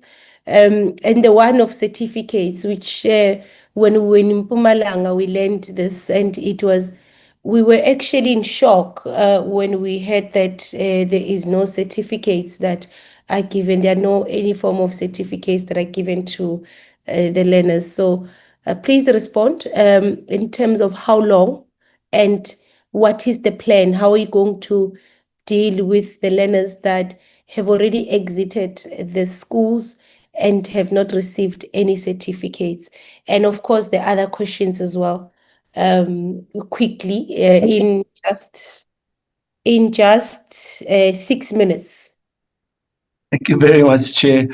I'm going to invite Mr. Ngobo again to respond to the special school certification issue. And then perhaps, Mr. Pareachi, you can speak about the systems and the work that we do with Home Affairs and others. Mr. Ngobo?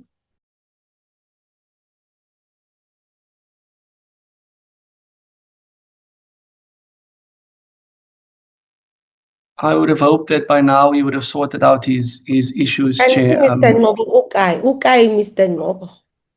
Yeah, I apologize, Chair. Ms. Bawadua, I'm not sure if you could respond to some of those issues of certification. Otherwise, Chair, we'll have to come back to you in writing. Okay, it doesn't look like we'll get an answer now. Mr. Pareachi?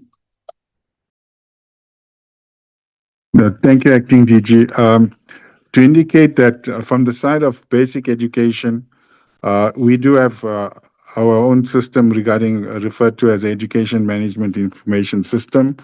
At provincial level, this information is collected, and then we do receive it as what we refer to as learner unit record learner unit record units as such. And then we do have a memorandum of agreement working with the Department of Home Affairs. The Department of Home Affairs, basically, our interest is to capture the data, to verify our data against their data, which is a population register, and then to also look at it that it's accurate. And also we have an issue related to undocumented learners. There are children in the system, but their documentation is not fully compliant. That's for South African as well as non-South African as well. It's a task that we now working on vigorously, and we have a team in that respect from the DBE and the PEDs to look into it. I think the chair did refer to the presentation regarding the verification report that was related to educators, but we've also looked at that report to assist us with updating learner information. So the entire goal is to ensure that we're able to track where our learners are while they're with us, and then when they do exit at grade 12, we also then able to indicate that these are the learners that may have left us in whichever status. And the issue is that has been raised over the years is when children do not complete their grade 12, where are they? And that's basically our goal in that regard, to work out whether we've got work that has just been completed that is being shared inside the department regarding those that may have gone to TVET, and in addition to any other HEI in that regard. The issue, Chair, is that while we could give you data as to the children leaving at a particular year at grade 12, is that the data from some of our sister departments is that it's not necessarily going, 12 months old. We have to wait for about 2 to 3 years to get data in that regard. But we've decided not to wait for that. We're working with what we can get, and then we're starting to use that to basically check the trends and the analysis in that regard to work out what could be the projection that would have been at the current situation. But the entire goal is to ensure that we are able to trace our children, even if they've not. And I think the latest one will show that we're able to indicate that over 90% of our learners who have documentation basically are going through our system from grade R to grade 9. So we're trying to now expand that to link up with the data that we have for grades 10 and 12 in that. But I think that'll be work that we will share going forward. So there is also cooperation between the Department of Higher Education and ourselves in regard to the learner data that we have. Thank you. I think, Mr. Padiaki, what Honorable Chauke is raising is what we have been discussing. The asynchronized data system that is able, where yourselves and higher education, for example, she speaks about planning. So the higher education space must be able to plan for the number of learners that they must anticipate in the upcoming academic year, that meaning 2027. They can't be shocked in January 2027 when you pass 800,000 learners and they say, we were not ready for 800,000 learners. So that is a problem. The higher education must be able to know, for example, what I know, I don't know if that is still the case. Umalusi registers, or I don't know if it's yourself who registered all the candidates that are going to be sitting for the NSC exams. So higher education must be able to have that data set to say 800,000 young learners are registered to sit for NSC examination. Estimately, in terms of the standard or in terms of how DPE has been passing learners, we're estimating about 700,000 learners to pass. We're estimating around 400 of those passes to be bachelor passes. We're estimating about those 300 of those passes to be, that's higher education, it must be able to have.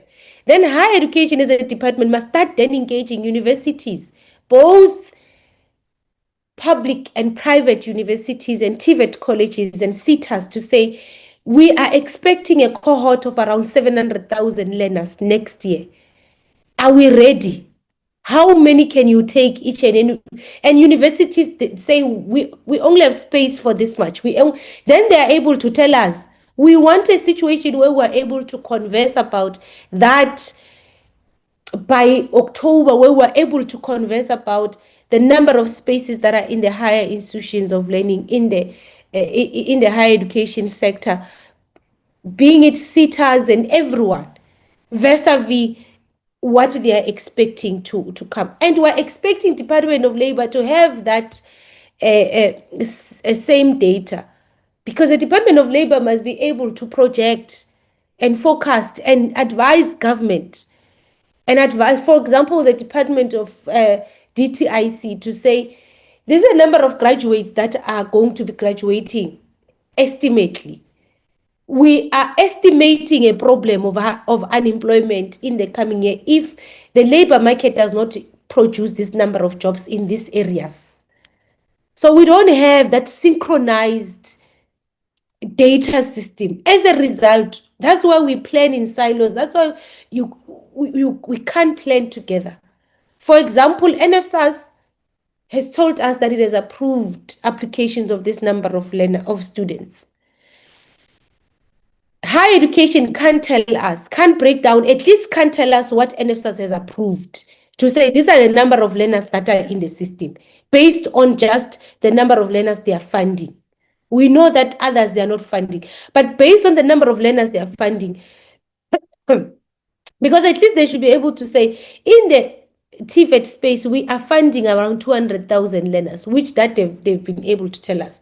But they can't say, well, in the university space, we are funding around this number of learners. At least those are the ones we can account for based on NFSA's data. But we don't have a data of all other learners that, of course, exited the basic education, but are funding themselves or are funded by different bursaries. And that is a problem for us, because then we're saying there is a misalignment, there is a disconnect. As a result, planning for these young people who fall off the tracks, it's not clear. There is no streamlined planning for these young people because there is no data system. And that is what I think, Honorable. So you have your own data set as basic education, which we know you have, because you can account for the number of learners you have within your system. And you can be able to trace them from grade 1 until grade 9 and, of course, grade 12. But as to when they leave that data, how do you utilize that data and feed it into the higher education sector so that they're able to plan themselves as well? That's where there's a disconnect. I see Honorable Mkhize as well. Dr. Whittle, you wanted to continue responding. Because yes, Chair, I think that Mr. Ngobo is back on the issue of certificates. Yeah, I'm not sure if he can. Seems to have struggled the whole meeting. Mr. Ngobo? No, Chair. We'll come back to you on that one. I wanted to acknowledge your comments around. Oh, go ahead. Yes, DDG. I'm sorry I couldn't unmute it earlier. But I think in terms of the certification, I think Mr. Tlabane indicated to a certain extent, but exams is working on the GEC. I think now we are at the level where the decision has to be taken, but there are programs, there are accredited programs already with the Quality Council for Trade and Occupations. But what needs to happen now, we are at a stage where the sector needs to decide whether to go the route of Umalusi or the route of the QCT or both. So in other words, we are so close now, and the GEC has been piloted in school. So we fixed the issues that were there around it.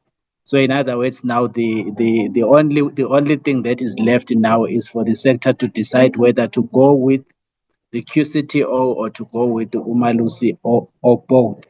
So we had doubt, like our last discussion was about that. So I'm not thinking that process should take long, and I'm thinking that maybe it might be concluded before the end of this year or sometime early next year. But the discussions are quite advanced with the two quality councils. Thank you, TDG. And what Okay, do you thank do you very with those that have already exited the system? Are you going to give them the certificates when you conclude that discussion end of this year? Yes, through your permission, DDG. What happened with those that before they conclude, because when we didn't wait for the processes of the certificate to happen. So what happened was that we worked with the schools in terms of what kind of school report would indicate what they know, because the biggest issue with the schools was that they needed whatever they were receiving needed to indicate clearly what skills they had. So we developed a report card that will show exactly what it is that they can do, which was shared with all the provinces, and it was going to be issued by the provinces themselves. But it was the work that was done with the schools that were already doing the occupational subject. So it was informed by direct experience from the ground, and largely the schools were happy about it. And those that would have left the system would have left with those school reports. But we know that the school report does not have the same value as a certificate. Therefore, that's why then the issue around the certificate is an urgent issue for the sector. Thank you, Chair. So you are not going to give them the certificates, those who have already exited. You are just only going to, so they will have to just utilize the reports that they have. Yes, they will need to utilize the report, because the biggest problem, Chair, was that the TVET colleges were saying it does not indicate what they can do. So the report was solving that problem. They were not saying that they can't take them, but they were saying that whatever we give them must indicate exactly what it is that they can do, what it is that they have learned. So we responded in terms of that, to unblock that for the learners who were going to take the TVET route. Chair. Okay. Thank you very much. Dr. Widdle? No, Chair, I just wanted to say that the last comment from me was that we acknowledge your comment around further discussions on ECD and the alignment issue that you've raised. Thanks, Chair. Okay, one last one is, okay, were there questions to the other department by Honorable Chauke? Because I felt the others were comments, and higher education as well. I think unless if we misrepresented you that you do have a synchronized data system, do you have?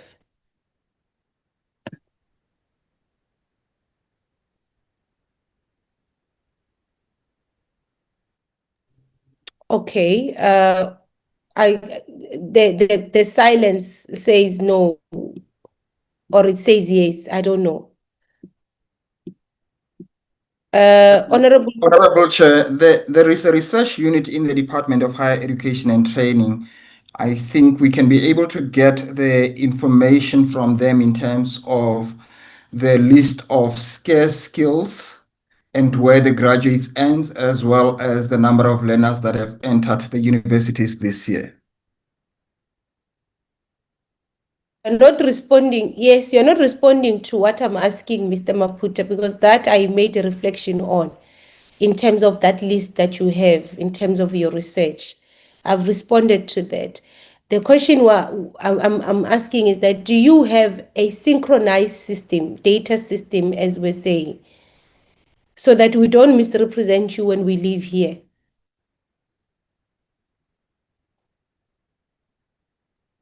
I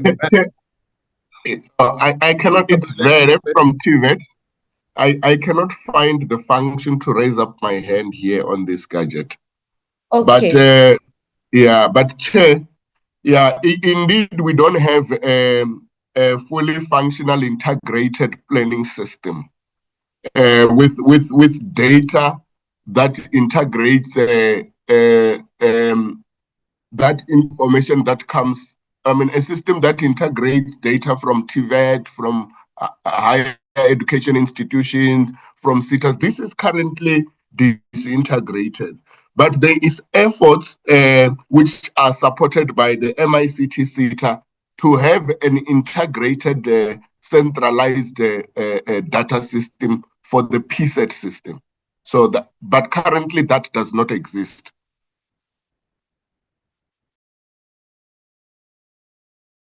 Okay, Mr. Vela, I think that it's honest. Honorable Mkhize. Thank you, Chair. Well, saying you don't have synchronized planning data system simply means that right now you don't know what are priorities because you are not data driven. As a result, it's easy for you to misallocate resources and misdirect your focus. Please get that sorted immediately. Today you are driven by data. Every department, even the NGOs, let alone the government institutions, they are data driven. Let me pass there, Chair. The point I wanted to say, Chair, is that I've been hearing a lot of sounds around misalignment. And misalignment is a technical area that can simply bring the expert into space and they solve that misalignment. The people who are technicians in that area where there's misalignment in the from curriculum perspective to employability perspective need to, by this point, to have at least created a blueprint or a white paper as to where the misalignment is and what needs to be done to align. So my question, have you done that as the technical expert working in the space, or the only thing you can do is to complain about misalignment, but to do nothing soft to drive the agenda towards the right direction? Do you have any blueprint, white paper to address the misalignment you're complaining about? Because, Chair, for me, it should be the last time I hear this misalignment thing. And the questions I have on that one, what is stopping us from addressing such misalignment? Has it been reported to the authorities? If it has, what has been the feedback from the authorities? Lastly, what is the way forward to address this misalignment? Is there any way forward, yes or no? Or the only thing we have is to say there's misalignment, we wait for another meeting, we complain about the very same thing. We have to move forward, leaders. We can't be dilly-dallying around these issues.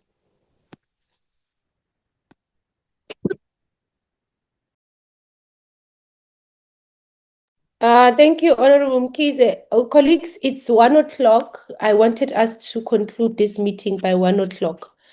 The questions that Honorable Mkhize raised are very important, and please package them as part of your responses, your written responses, so that you clearly outline to us as a portfolio committee the exact misalignments that you've identified and what are the steps that have been taken to correct those misalignments. If there is any plan in place or that has been developed to deal with the misalignments that have been identified. I think that's a very important question. So unfortunately, because of time, I was going to allow you to respond, but because of time, I really want to release colleagues because I do know that there's many other competing events in Parliament today, and I had planned that at least by 1 o'clock we should be done.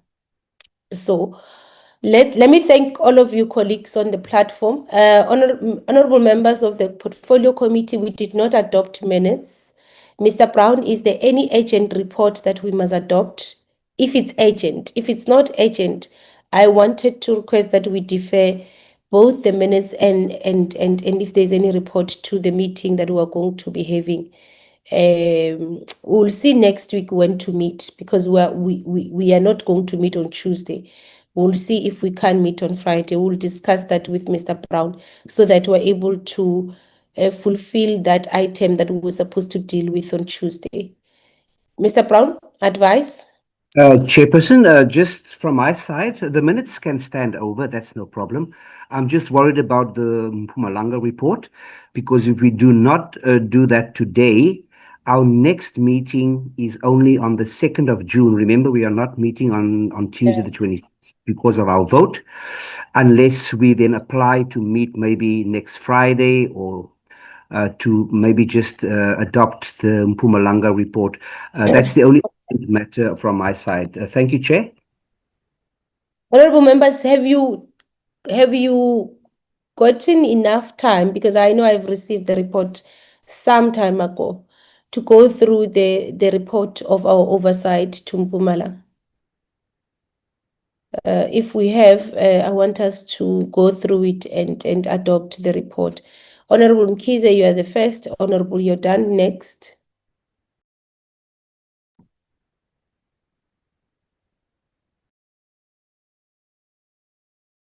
Okay, Honorable Mkhize, I don't know what happened. Honorable Yordan. Thank you, Chairperson. I wanted to give my input to the report, and then should they be accepted, move for its adoption. Is that acceptable? Yes, yes. Okay, thank you. Thanks, Chair. That is acceptable, Honorable Yordan. Thank you. I'm looking at Honorable Yordan, let me do. Honorable Yordan, wait, let me do this before. I think I want to release the departments, all the departments on the platform. Thank you very much, for your participation in the meeting. And of course, we're looking forward to engaging with yourselves further. And we do anticipate that you send us those written responses. Our standing rule is that within 7 working days, do send us those written responses. So thank you very much. I'm releasing you from the platform. Only members of the portfolio committee can remain so that we deal with the Mpumalanga oversight report. Honorable Chauke, thank you very much as well for joining us from the Women subcommittee. Okay, Honorable Leodan, you can continue your inputs. Thank you very much, Chairperson. I'd like to shoot straight to the recommendations on the report, and I'd wanted for us to just consider adding some recommendations based on some cross-cutting issues that we've identified during our travels in Mpumalanga.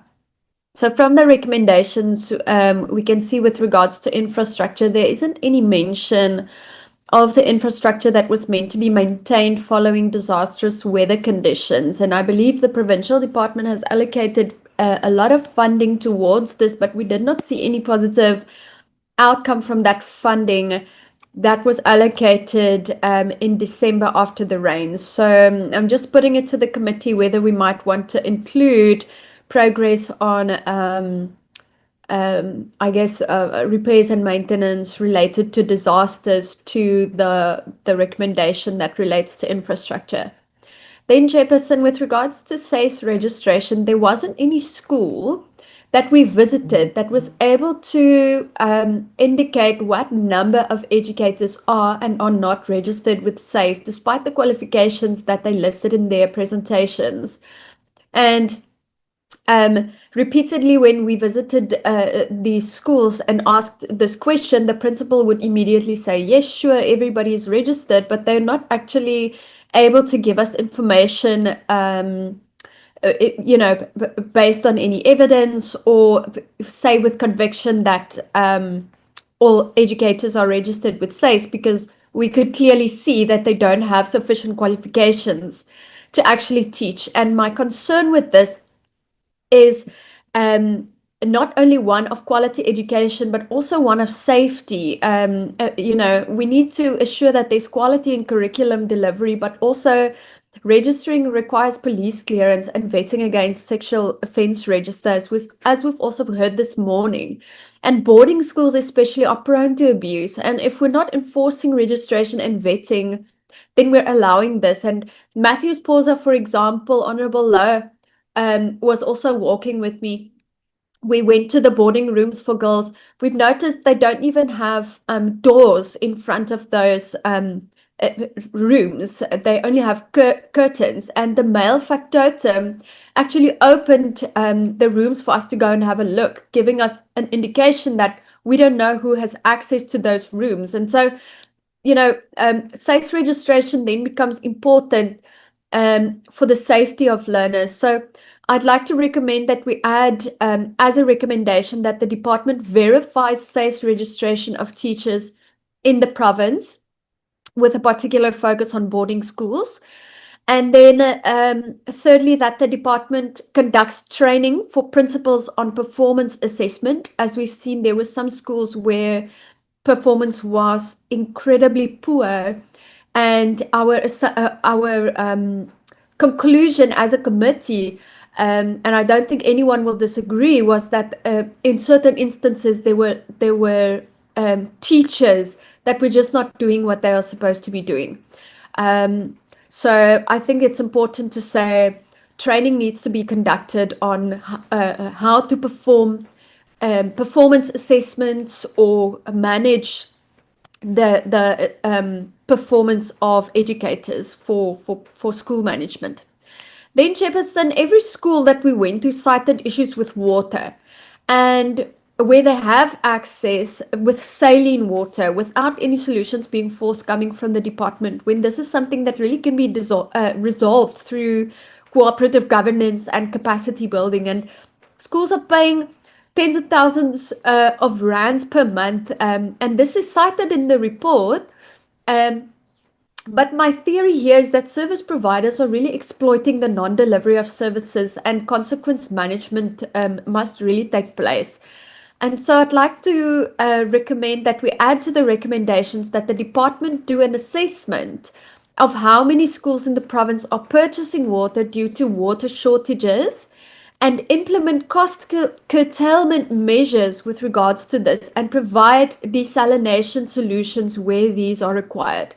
And I've seen the broad kind of recommendation where it says that the department must deal with water problems. But I think this adds a layer of accountability to it. Then, Chair, I'd like to propose that we add a recommendation that the department assesses and plans for the provision of Braille to more special schools in the province in the long term. And this is something that we've also discussed this morning.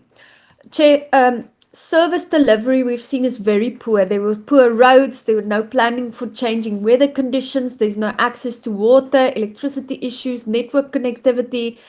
And I think something that I also proposed during oversight, and that I'd like to propose we add as a recommendation, is that the department engages with the provincial COGTA department and issues communication to all district and circuit managers to engage with local municipalities to improve cooperative governance related to basic services, because there was a clear disjuncture in communication between these two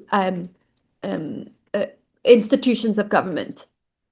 Then only two more, Chairperson. Financial misconduct issues we've seen in at least two of the schools that we came across, and there were serious allegations that don't seem to have any outcome or report from the province. And so I think we need to add a recommendation that says the department should address and finalize allegations of financial misconduct in the relevant schools and provide a report to the portfolio committee on the outcome thereof.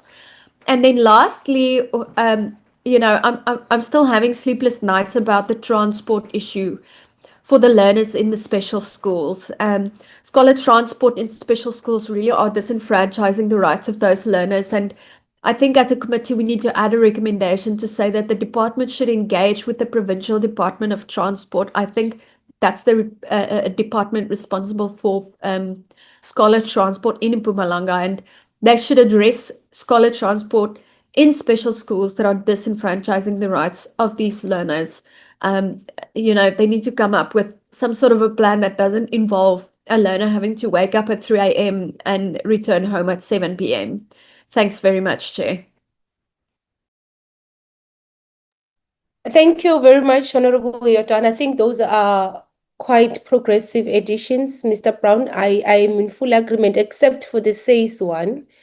I think we should rephrase it differently, because we might need to be specific as to exactly which school did we notice where the teachers were not qualified.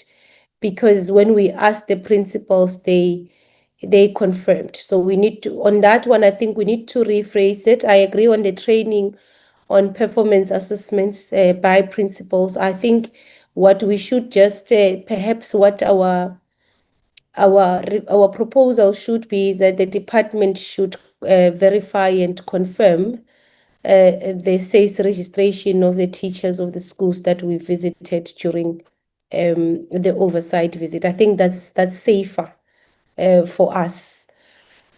So, but the others, I agree. I agree even on the addition, on the one of water, of the department conducting an assessment, and on the number of schools that are buying water, and they should develop a plan on how they are going to save costs, and also engage COGTA on how they are going to, how they should engage municipalities to provide schools with water.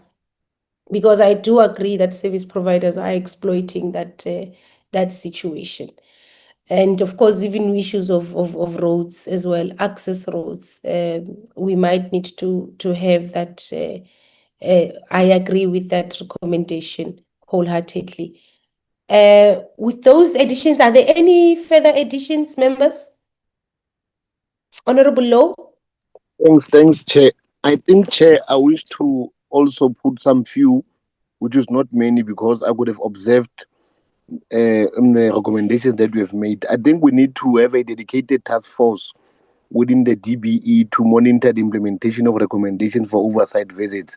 So I'm proposing, Chair, you in the Mpumalanga matter and other oversights, I propose that you activate your dashboard, whereby you need to have a follow-up meeting with the MEC and the HOD, so that we're able to make sure that there are mechanisms and there's accountability, because that thing has been assisting us to get feedback and you've been able to give us reports. And I think in collaboration with our local government, in strengthening the recommendation, there should be strengthened partnership that should address overall challenges, more so, must say, water supply, sanitation, and road maintenance to ensure accessibility to school must include all of them, because I would have seen that it's about road and infrastructure in terms of the school. It will assist because these are the critical things that are affecting our school. And one of the things that I've realized in our visit was we need a clear, specific implementing training program for school governing bodies and administrators focused on financial management and accountability to prevent mismanagement and financial irregularities that we could have identified in the oversight. Other than that, Chair, I think I wish to move for the adoption of the report because the report reflects the oversight that we've done. Thank you. Thank you, Honorable Low. So the resolution on so that is a resolution of the committee that we must develop mechanisms that of monitoring the implementation of resolutions or of recommendations that are made by the committee stemming from oversight visit. I think that is a progressive a proposal. I see Honorable Yordan is asking if the members have. So the dashboard, Honorable Yordan, it's a dashboard of complaints, individual complaints that come directly to us.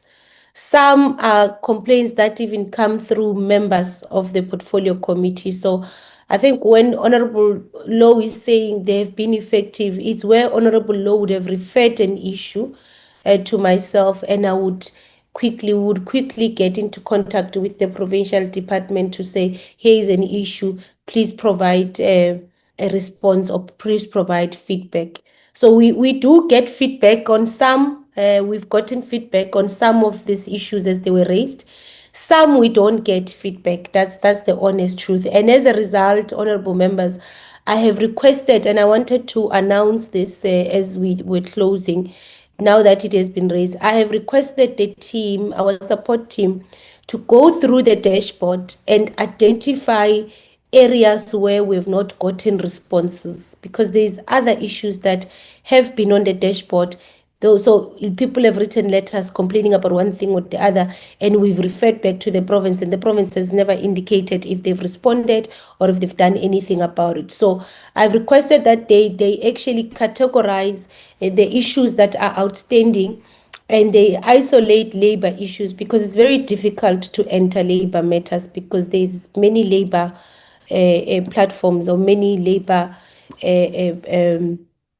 CCMA and labor court. So it's very difficult. It's also legally complex to enter labor matters, would need to be advised and guided. So I said they must identify complaints that we had received that speak to infrastructure concerns, that are urgent, that conditions, because there's some letters where parents are really frustrated. They write to you, they're very frustrated.